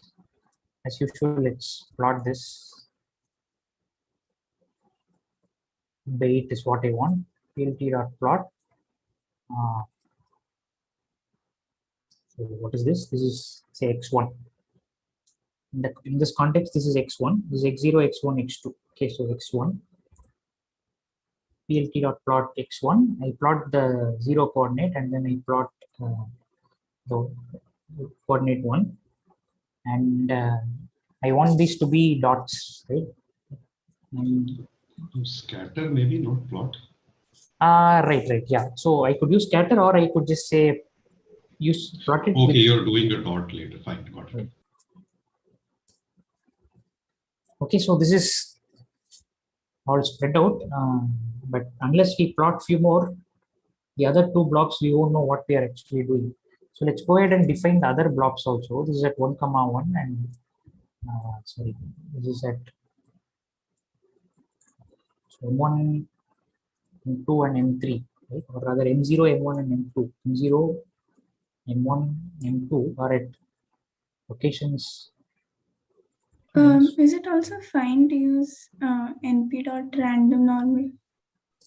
Yeah, you can do that and then reshape it as it was shown, right? So that's also valid. But yeah, and they're perfectly fine, right? So this is kind of standard way to get these blocks. So that's why I'm introducing this. That is also perfectly fine.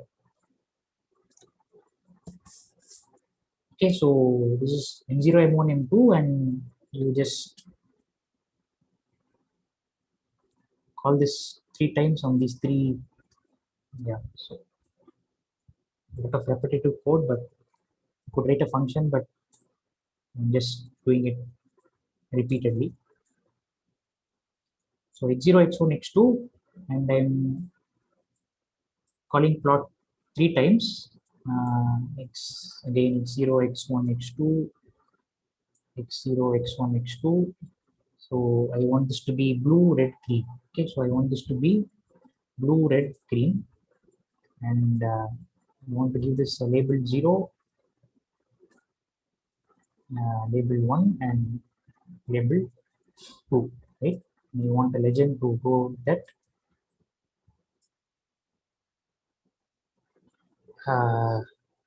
Okay, so I think the means have not changed. So it should be M0, M1, and M2. Right? Probably the covariance matrix is a bit too spread out. So what we do is we control the spread factor by, say, adding some scalar here. Say spread is 0.1. I don't want that much of spread. So I want to shrink them sufficiently, so significantly. Right? What is the covariance matrix doing? See, the covariance matrix gives you the relationship between xi and xj. So if you have, so here x1 and x2, right? So maybe I'm reusing the same words, but with this feature and this feature, what is the covariance between them? And they are given by your off diagonal elements, right? So okay, so the covariance matrix is like this, right? Say 0.1, 0, 0, 0.1. This is what this covariance matrix is, right? So it's telling you that the variance of x1 is 0.1, the variance of x2 is 0.1, the feature 2, and between feature 1 and feature 2 there is no covariance. I mean, they don't, one doesn't depend on the other, they are independent. Uncorrelated actually. Yeah, uncorrelated features.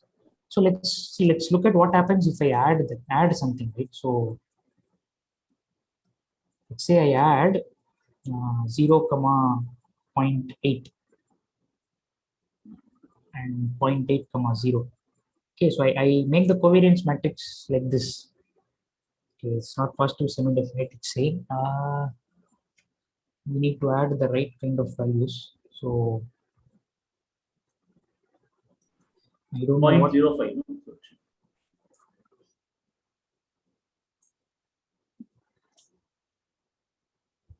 Okay, so yeah, nice. So if you look at this now, there is a positive correlation between these two features, right? Yes. So that's because the off diagonal elements or the covariance between x1 and feature 1 and feature 2 is non-zero. So now Which means the blue, purple things and red things are not independent. no. So which means, see, each one is drawn from each one is a separate bivariate normal Gaussian distribution. Okay, so each one is a separate distribution. Right. Okay, and for each one I'm using the same covariance matrix. So this covariance matrix is for this distribution in each of these distributions, and there is actually no relationship between these three. So we are using the matrix so that all three of them have equal spread, is it? We are using the same so okay, so there is no specific reason to use the same matrix. See, I just want to sample, I just want 3 different blocks. Okay, so from that point of view, it could be any 3 blocks, right? And I don't want to spend too much time on thinking about what covariance matrix this particular blob corresponds to, or the distribution for a blob. I'm not too much bothered about what it is, so that's why I'm using the same covariance matrix. Is it convincing, or is it still confusing? I don't know. Maybe I have to go through the lectures. I didn't get it. We could have made 3 different normal distributions also, unless we wanted it to be linearly separable or something. I also have the same question as Shruti. Why did we have multivariate? Because we are not using the multivariate properties, no? We're calling them thrice. See, this is multivariate. Actually, depending on this dimension of your mean and covariance matrix, it is multivariate, it's bivariate or more not bivariate, right? So multivariate is in general for RD, right? So if you have a normal distribution in the d-dimensional space, that is multivariate, right? It is not multi-centered. Okay. There is another thing, right? There is a multi-cluster distribution. No? Is there a name for it? Can we have a normal distribution with 2 different means, 3 different means? What would we call? Will we call multivariate? No, so yeah. So see, multivariate is, I'm exactly talking about this particular distribution, the generalization of the single variable normal distribution, right? So okay, it's a multiple dimension. Right? Yeah, exactly. So I'm just extending this to multiple dimensions. So okay, so that's the first point. So this is nothing but the normal distribution extended to 2 dimensions. So forget about this multivariate thing is confusing. Then just think about this as normal distribution for 2 dimensions. That's what I have done here. Okay, that is step number 1. Every feature in the data is following its own normal distribution. Right, exactly. So because I've chosen the covariance matrix as diagonal, okay, it is actually, you can separate it out as product of 2 normal distributions.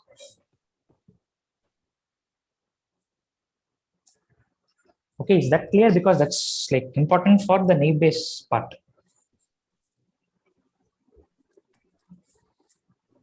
So this can also be extended to more dimensions, is it?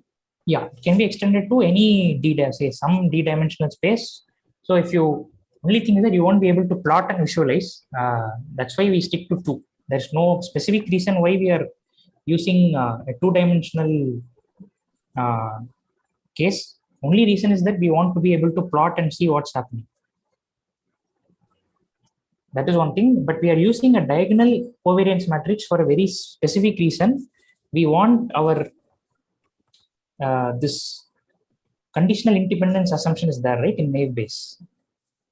So given a class label, given, see these two features are not conditionally independent given the class label, right? Because feature 1 and feature 2 are correlated, positively correlated, and if I know feature 1, then that gives me more information about feature 2, right? Whereas in the case of this diagonal covariance matrix, they are conditionally independent, and I am in a good position to apply naive Bayes there. I mean, I'm justified mathematically at least. Is this clear, or is this part still confusing? There is, in at least in 2 dimensions, there is one way to interpret the fact that the covariance matrix is diagonal. If we go to the plot, if you try to, let's say, draw a boundary around each color, right? So if it should come something like a circle, right? And if it's not diagonal, then those circle will become ellipses, which means that your x1 dimension of one cluster is corresponding to has a good correlation with the x2 dimension of another cluster, or the same cluster, who knows, right? And that's not what we want. We want the, like, let's say you want to add more and more, you want to sample more and more data points from the same 3 distributions, then the samples should increase, like they should all sort of grow radially outwards. We don't want them growing along one particular line or something. Right. So is that, I hope that is convincing enough. Yeah. All right. Okay, so let's stick to the, I mean, we'll have use of this of non-diagonal matrix, just, but that will be to show where naive Bayes kind of fails, or we'll have use for that, but not immediately. Okay, so now we have these 3 blobs. For now, just treat them as blobs, right? That is enough for now. So what do we do next? Yeah, so this is just prepare training and test data.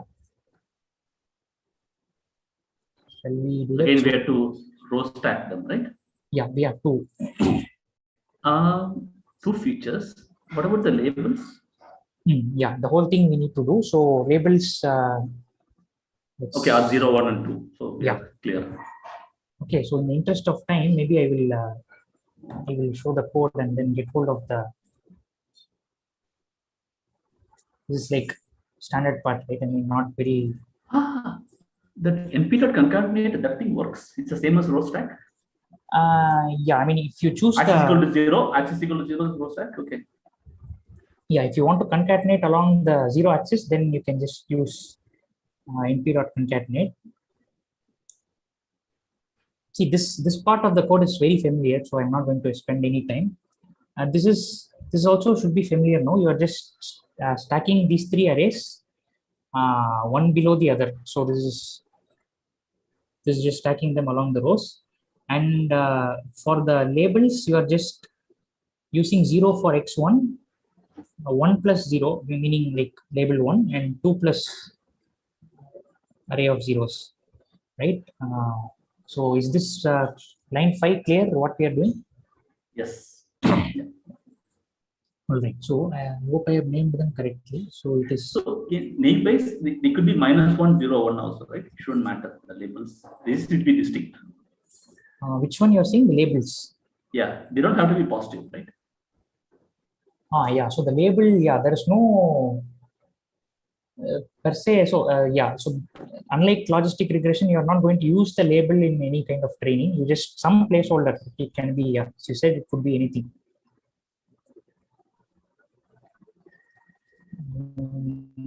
Okay, so x3, not x0, x1, x2. Okay. Okay, so this is 0, x1, x2. What else? I have used something called num points, right? So let's Not defined, yeah. Points is 100. let's say. Oh, okay. So this just replace this. So we have 100 points, and we have 240, 80 from each label is going for training. So we have 240 points and around 20 from each label going for testing. So we have 60 cross 2 and 240 cross 2. So that is our setup. Okay. So so far I think it should be clear. What next? Okay. So Gaussian naive Bayes, I think that is the most important part, because week 6 all assignments are based on Gaussian naive Bayes. Gaussian naive Bayes. Okay. So we have init, fit, predict, right? Mainly, let's quickly go through the init.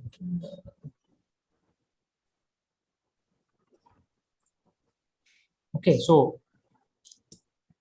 in terms of parameters, I will just make sure that I have all of them. What all parameters are we going to learn here or estimate for a Gaussian naive Bayes model?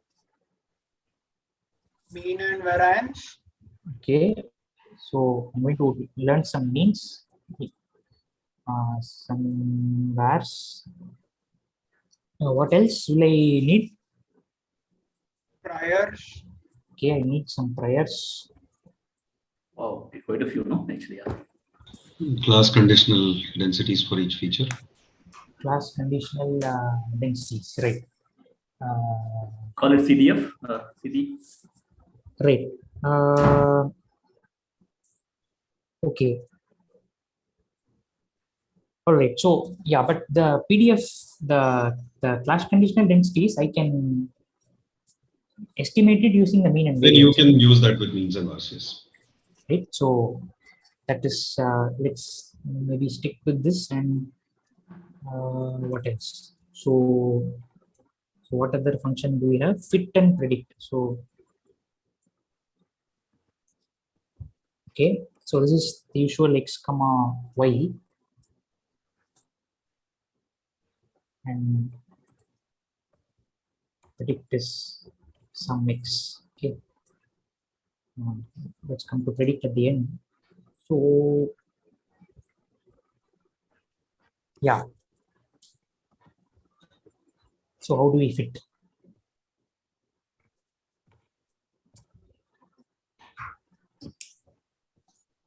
Okay. So here might always help to have some kind of guide, some equation guide, right? So what is Pretty long equation. I don't think I can even write it. yeah, that is true. So let's begin with dimension. So we need let's say we have n classes, right? N classes.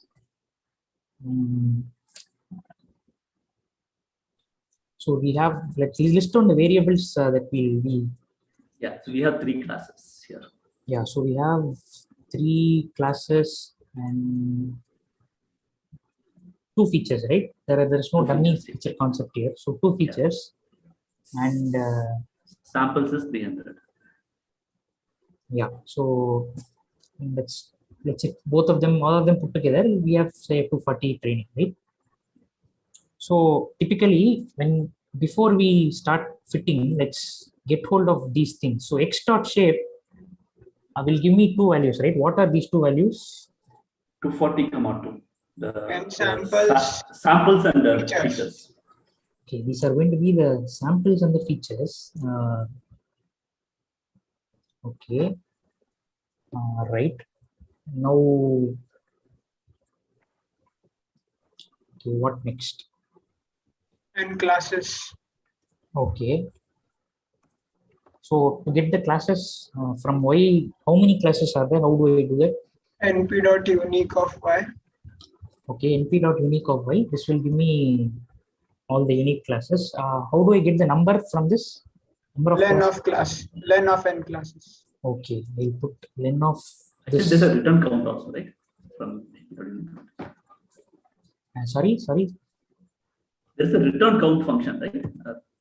So np.unique takes an argument called return count equal to true, and that then will return a tuple instead of a single array. Oh, is it? So, Okay. So classes comma n classes will be np.unique of y. Let me note what the exact argument name is. Return underscore counts equal to true.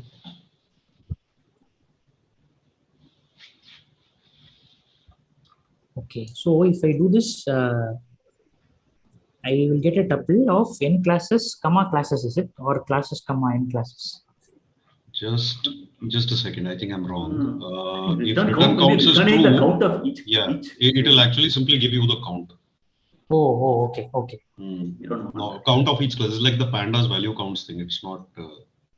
But then that helps us now, because then anyway that shape is there, and for each one we also have the number of things. Right. So that will be the second value of the tuple, is it?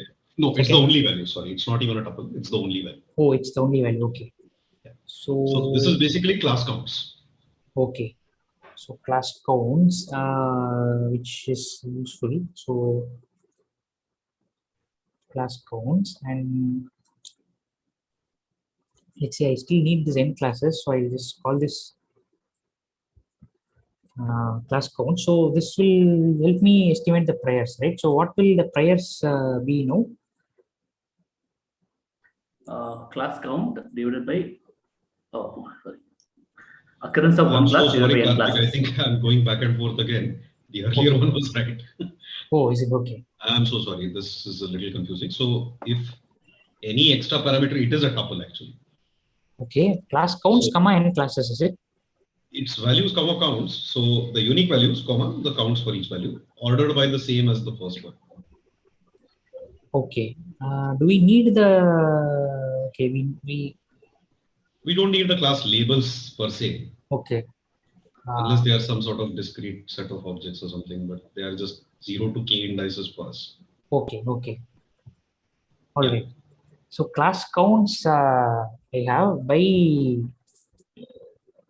np dot sum of class counts. Is it? Should that give me the priors? Will that give me That's the size of the set. No, np dot sum of class count should be equal to the length of y. Should we just do it outside? We'll get it.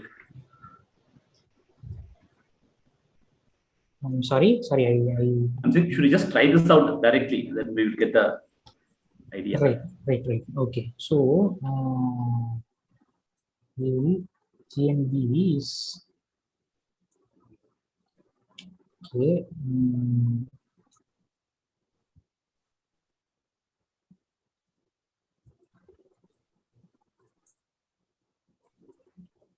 Okay. So now what should I? Let me just self-dot priors, like yeah. I will just print this, and we'll also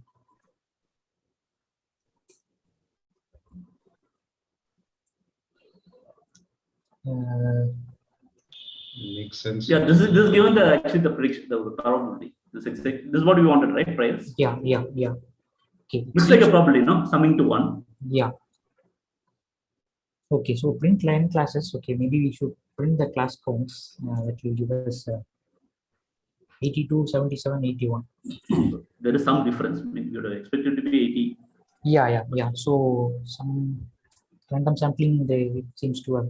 Anyway, so this is the priors. So we have the priors.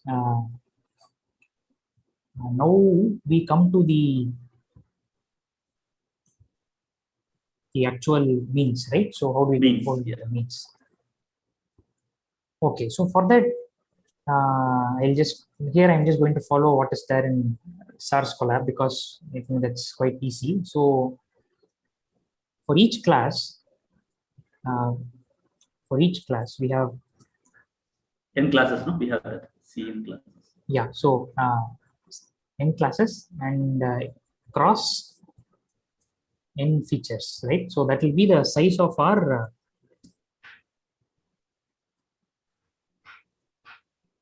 Evidence means, okay. right. So the dimensions of means and variances are going to be this this thing. So for each class you'll have these many parameters. So for C in range of classes, okay, so self dot means of C. So the means for the Cth class will be what? How do we get the? No, but wherever you initialize the means, it's still none, correct? Right, yeah. So let us do that now. So means will be zeros of what shape? N classes. Okay, n classes, comma N features, right? n X dot features. shape of 1. Yeah. Right. So this is the means. Variances will also be of the same shape. And priors, okay, we have directly estimated them. Okay, so now the first step is we get hold of all examples that are from this class. So how do we do that? X of y equal to C. Right. So y equal to C will give us all the examples that belong. Provided we put them 0, 1, 2, right? That now we are assuming that. Yeah, we are assuming. So that's why I think SAR uses that IDX. We have gone through the column, yeah. right? But let's assume that we have encoded them as 0, 1. We have put them as 0, 1, 2, so it will work now. Yeah, it will work. Yeah, you are right. Okay, so mean will be what? For the Cth class? X dot X underscore C dot mean. dot mean of 0. So along the axis 0, if we do this, we'll get the means. Likewise, let's go for the variances and not the standard deviation. Where okay, so we have our means and variances, and basically that's all. So our estimation is done. Parameter estimation is done. So only thing that remains is the CDF. Yeah, that's the big part. Right. So the CDF typically what is easier is instead of so let's go through one thing, right? One PDF of one particular normal distribution, which is let's do it the tough way. This is what 1 by 2 pi sigma square, right? So sigma square. Is this correct? No, I have to. Okay, I should have done this before. No, I need to make sure that I don't do any other mistake here.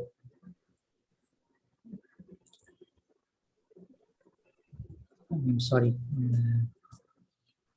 Is this even working? Okay. So 1 by 2. Okay.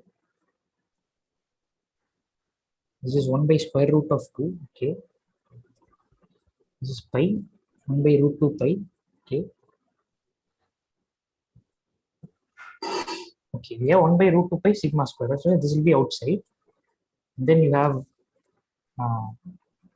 in the exponent, what do we have? We have x minus u whole square divided by,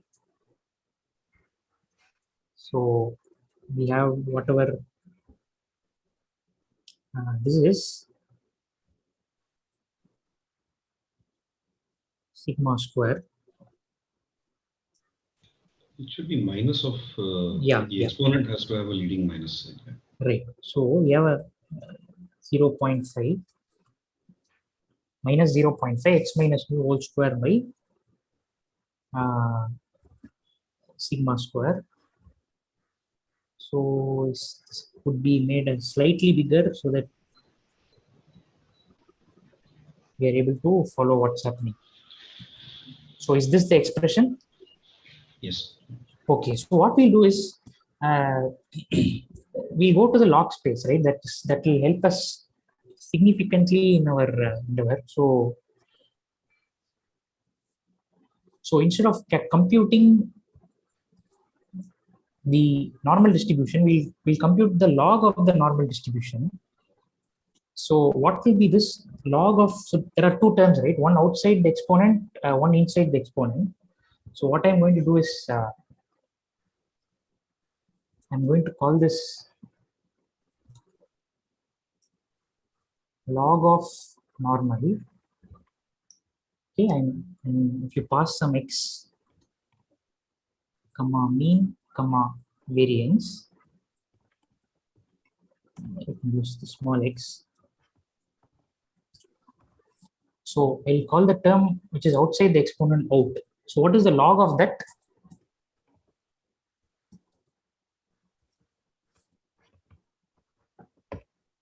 This 1 by root 2 pi sigma square, what will be the log of that? So constant. Minus 1 by 2 Okay, minus 0.5 into log of 2 pi 2 into np dot pi. Okay, plus okay, that 0.5, after 0.5 multiplication should put a bracket, plus 2 into okay. np dot log.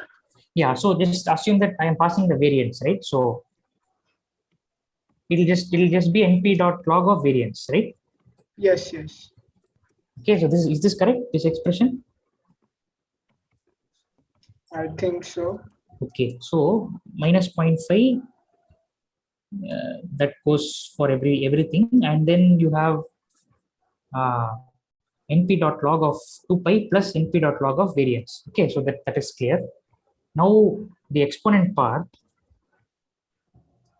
what will that be? I'm taking log of the exponent part. So what will the exponent be? 0.5 into Okay, so we are using the minus 0.5. So minus 0.5 into x minus mu mean okay, x minus mean. raised to 2 square. Okay, And that whole divided by the variance. okay. So this divided by the variance. Okay, and I can just return these two.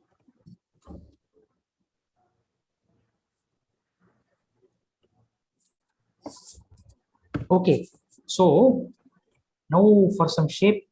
So this is for one normal distribution. So is everyone with me till this stage? What we have done so far? Yes. Okay, so far so good. For predicting, what do we need? Again, if we ask this in the exam, then you'll have to remember all these equations and then write the code. So We already have a request to see whether this can be from stats 2. Professor Andrew has spoiled this. oh, so there for all these stuff, crazy looking equations, you are given them, is it? Yes. Okay, we will see what can be All done. the CDFs, all the PDFs. So even here, that way there was a request because I think Anand made one for the first 4 weeks and shared it. And he had actually made a request whether this can be just the set. Yeah, that's a valid point because these are all like unnecessary. We should not strain our memory for these things. When anytime we can look up these things. So yeah, so prediction. What do we do? So prior. So we need to add the prior plus our PDF, right? So I essentially need my priors. It's a big code. This is a big piece of code. So nothing difficult, but so many things to keep in mind. So we need to compute the posteriors, right? So what will the posteriors be? What shape will they have?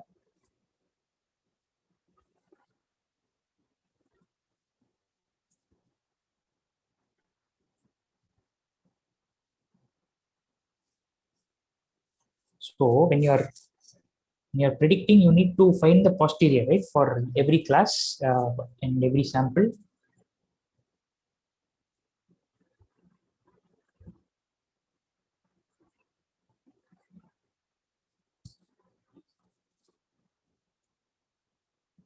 Any idea what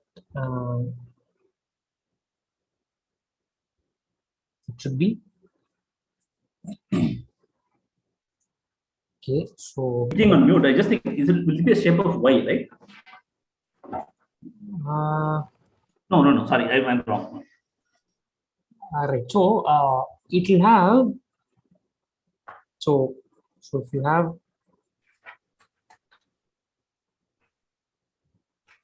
Yeah, it's a shape of Y, right? Because it's Py given X. So it'll be Yeah. have the n samples, right? Yeah, you'll have n samples, but you'll have the posteriors for n samples and Y class, I mean K classes.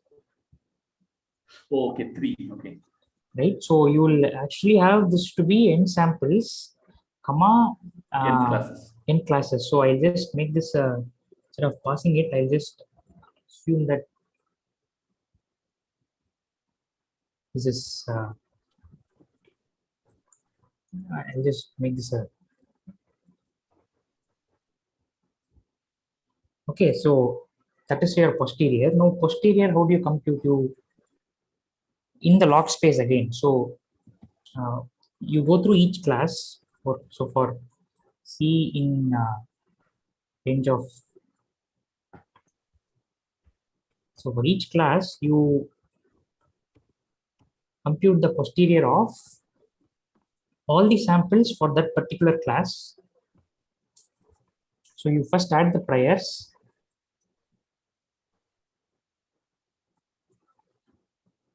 Prior probability that this sample belongs to class C plus. So the log of normal, right? So since we are operating in what is that? So x comma mean comma variance. So I pass the whole array and I pass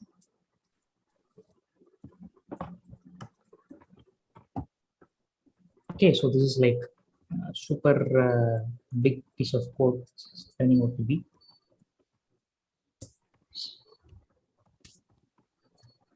Okay. So once you have computed all posteriors,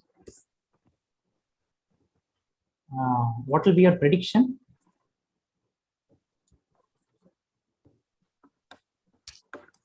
It is.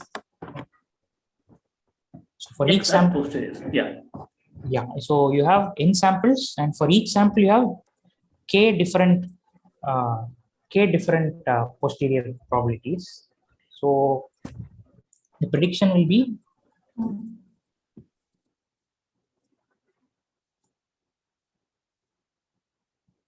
right. So you take the argmax of the posteriors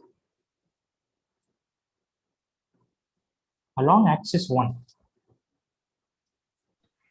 Along the column. Yeah, along the column, because you for each sample along the column you need to see which class gives you the maximum posterior probability, and you will say that that is my prediction.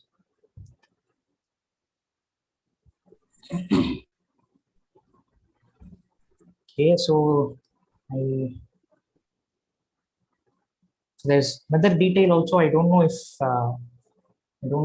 you have got that, which is where are we? We have m. There are m features, right, and there are m Gaussians. So ideally, what should we do in log space? What will happen to these m Gaussians? You'll have to add them, right?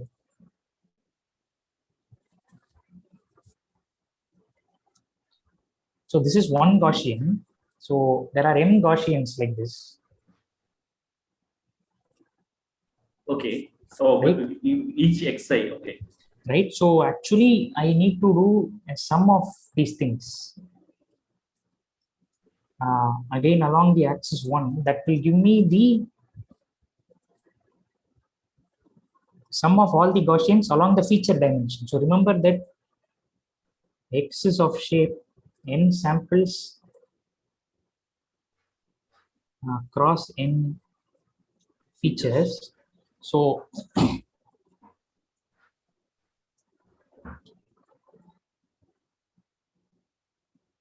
right, so I don't think I'm doing justice to this because this is This is a bit far more math, yeah. So it's right. So there is a lot of math involved. Unless so there are only 10 of you here. Is everyone following? Is there any? Is this making sense?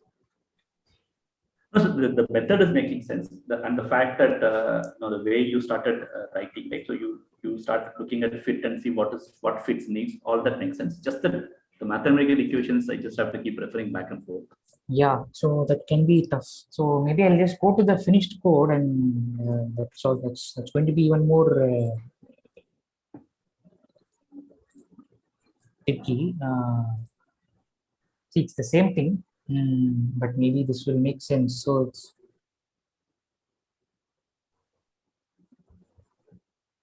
again, we have written nothing different. So others who are on the call, did all of this make sense? Or Sir, can you again explain how did we calculate the posteriors? okay, so posteriors, see, That's a formula, right? Why? yeah, so I'm just seeing one second, give me, I will pick up the equation, otherwise it's tough.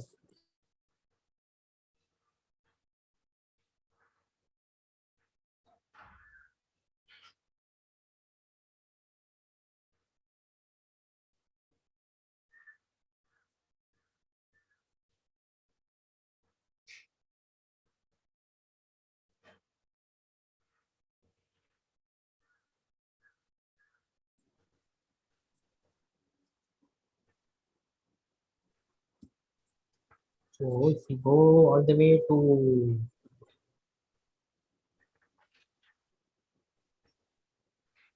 this matrix will make it make, but again what I would have done is I would have inverted the whole thing. Okay, so see, this is the equation for the posterior, right? Yes, sir. So finally I need to do this. So what I am doing is I am doing log of priors. Okay, so that is this line number 32, np dot log of self dot priors of C. I am doing this. Okay, and notice that C is running from 1 to k. That is exactly what we are doing in this loop. So for C in here it's 0, 1, but we are essentially doing that. And for each C, we are computing log of P of C. So that is what this is. With this, you are adding the conditional densities P of X given Y. Again, notice that Y equal to C. So what I'm doing is log of normal is nothing but this P of X given Y sum from J equal to 1 to M. The whole thing is done by this function. So log of normal computes. So you added the sum later. Basically, you're summing across the features. Yeah, so this is that np dot sum is doing this sum. So that this np dot sum is what this sum is all about. And before we sum, log of P of X given Y is what this is. Yeah, because that's a normal. Yeah. Yeah. Yes, sir. Yeah. Okay, so that is what posteriors is. Okay, so let's run this. I don't even know if this will work. And let's try to fit this, and okay, it seems to run. GNB dot if we predict it on X underscore test, that is Y underscore predict, and do the same thing. We are going to see Y underscore predict is equal to Y underscore test for how many points?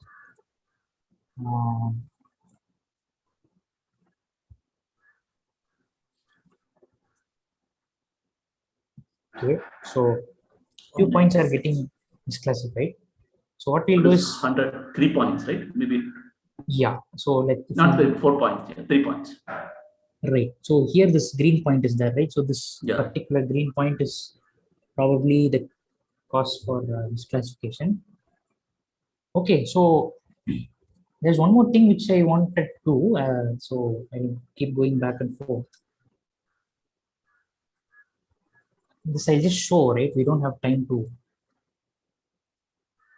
So what this is about is, see, M1, M2, M3 are your means, right? Original means, true means. Yeah. Yeah. So I think I named it 0. So what did I name it here? I named it 0, 1, 2. 0, 1, 2, right? So I'll just put that here, M0, M1, M2.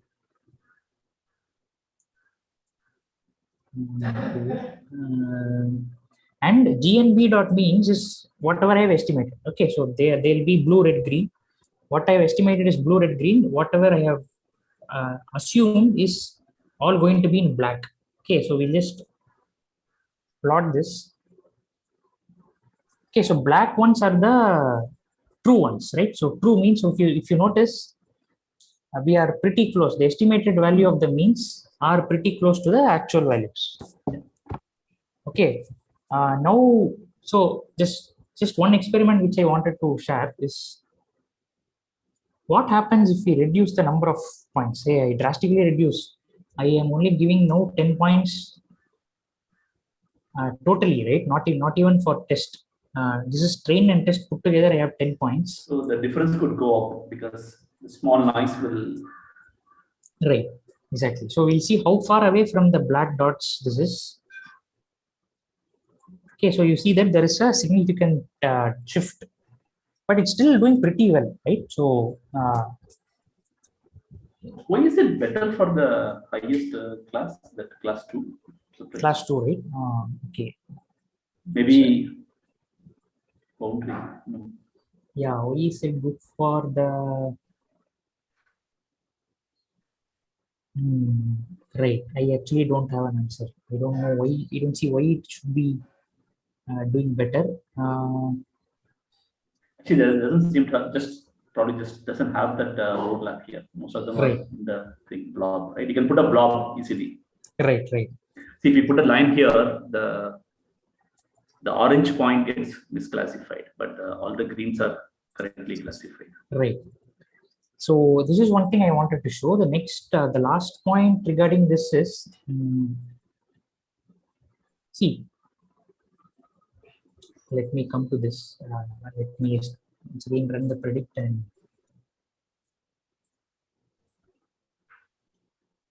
wow, what happened?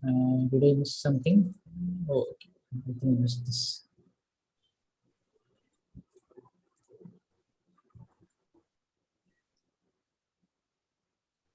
Okay, so now if you look at the variance, right, gnb.vars. So remember that we started off the covariance matrix much early on as 0.1, yeah. 0.1, right? So let's let's print that also. So this is the estimate of the covariances, and this is our covariance matrix.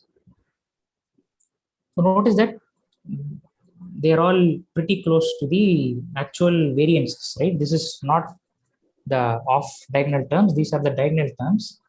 Now, where our so if we change our covariance matrix by adding some off diagonal terms, let's see what happens.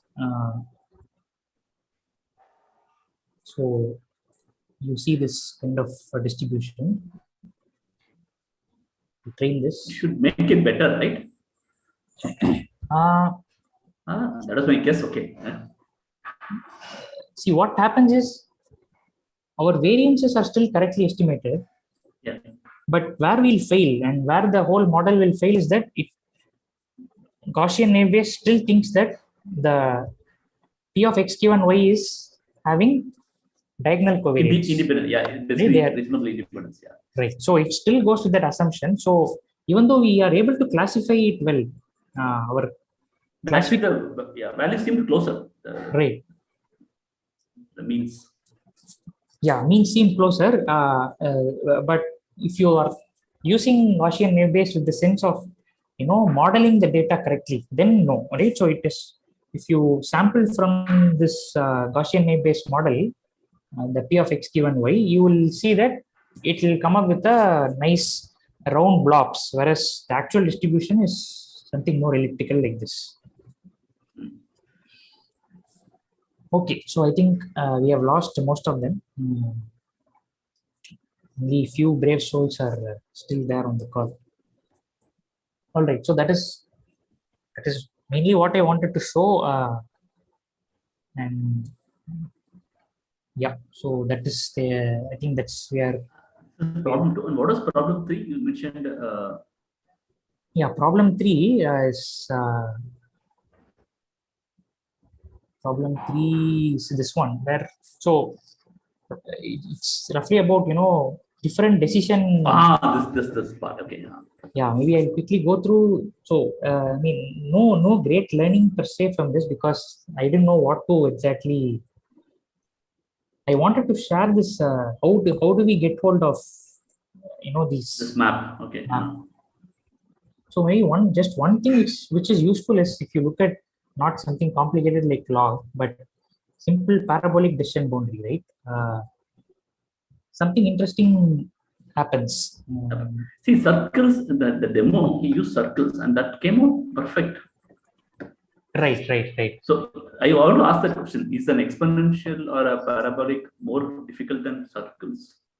No, right? So see, the reason circles works out so nicely is that your equation of circle is what? X1 square plus x2 square equal to constant, right? So if you are going to use if you're going to add polynomial features of degree 2, then I'll be able to fit any kind of degree 2 decision boundary. So for example, see here I've used a parabolic decision boundary, right? So and okay.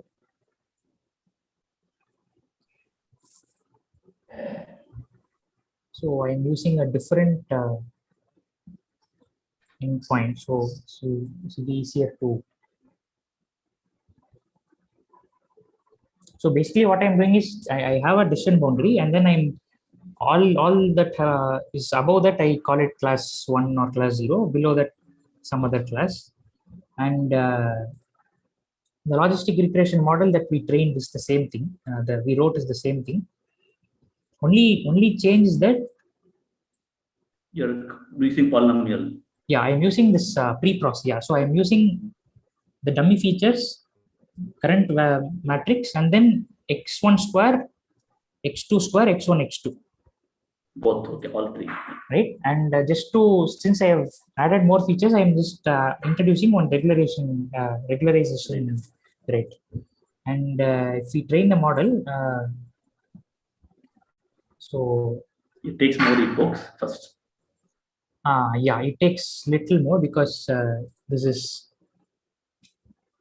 and accuracy is kind of not that good.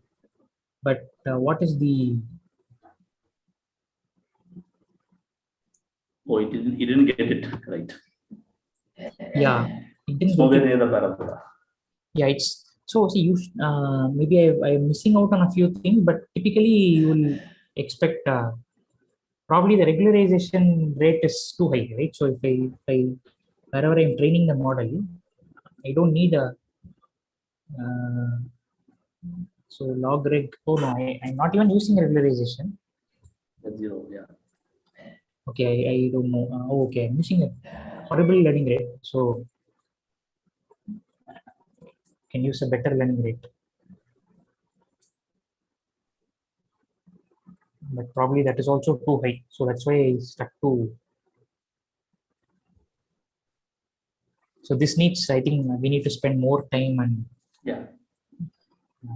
debug it properly, and so you kind of get a decent looking parabola. Okay, this is better. Right. So what I wanted to note is this thing. See this threshold region, right? So this okay, where we kind of say that this is class 1, class 0, they're actually pretty close, right? So that was interesting to note. So it's like a very tightly fit model. This So if is you change the threshold, the model could behave very differently. See, I would say not too differently, right? So if you change the threshold, my parabola is so what is x? Once again, what is x is the threshold actually. So this corresponds to the probability, right? So this is sigma transpose sigma of wx or xw. So I'm plotting the contours of the probability. So if you use that, yeah, the middle near the vertex, right? Each band is thicker, right? So suppose you say 0.6, you could miss quite a few of the values. Right. Yeah. And probably that band is only what is important, right? Because that is true. So maybe one day we'll look at how to get these contours in case we haven't covered that before. That's a good exercise because this mesh grid, I think it's important we learn this some stage. Anyway, so that's, I think, the end of the session. There was one more problem. Maybe we'll discuss it, say, at some other stage. This has actually been quite a bit. We have to go through this in detail, particularly the Gaussian, right? That is Gaussian because of the map. Right. True. That can be quite hard. Thank you so much, sir. Yeah, I wanted to find out what we're expected to know in the Feb 20th exam. I think Anamika said it is weeks 1 to 4. I haven't seen the official notification yet, but so that's still that's before logistic regression, just linear regression, right? See, MLT, it'll start with perceptron. Yeah, start with. Right. So this I'm also like not sure exactly till what week, but I have to check with Swarnim and I'll get back to you. I think if it is till week 4 for MLP, then I think mostly it will be that way for MLT also. Okay. Thank you. Okay. Yeah. So thanks for joining. Let's call it. Okay. Thank you for that. Yeah. Thank you.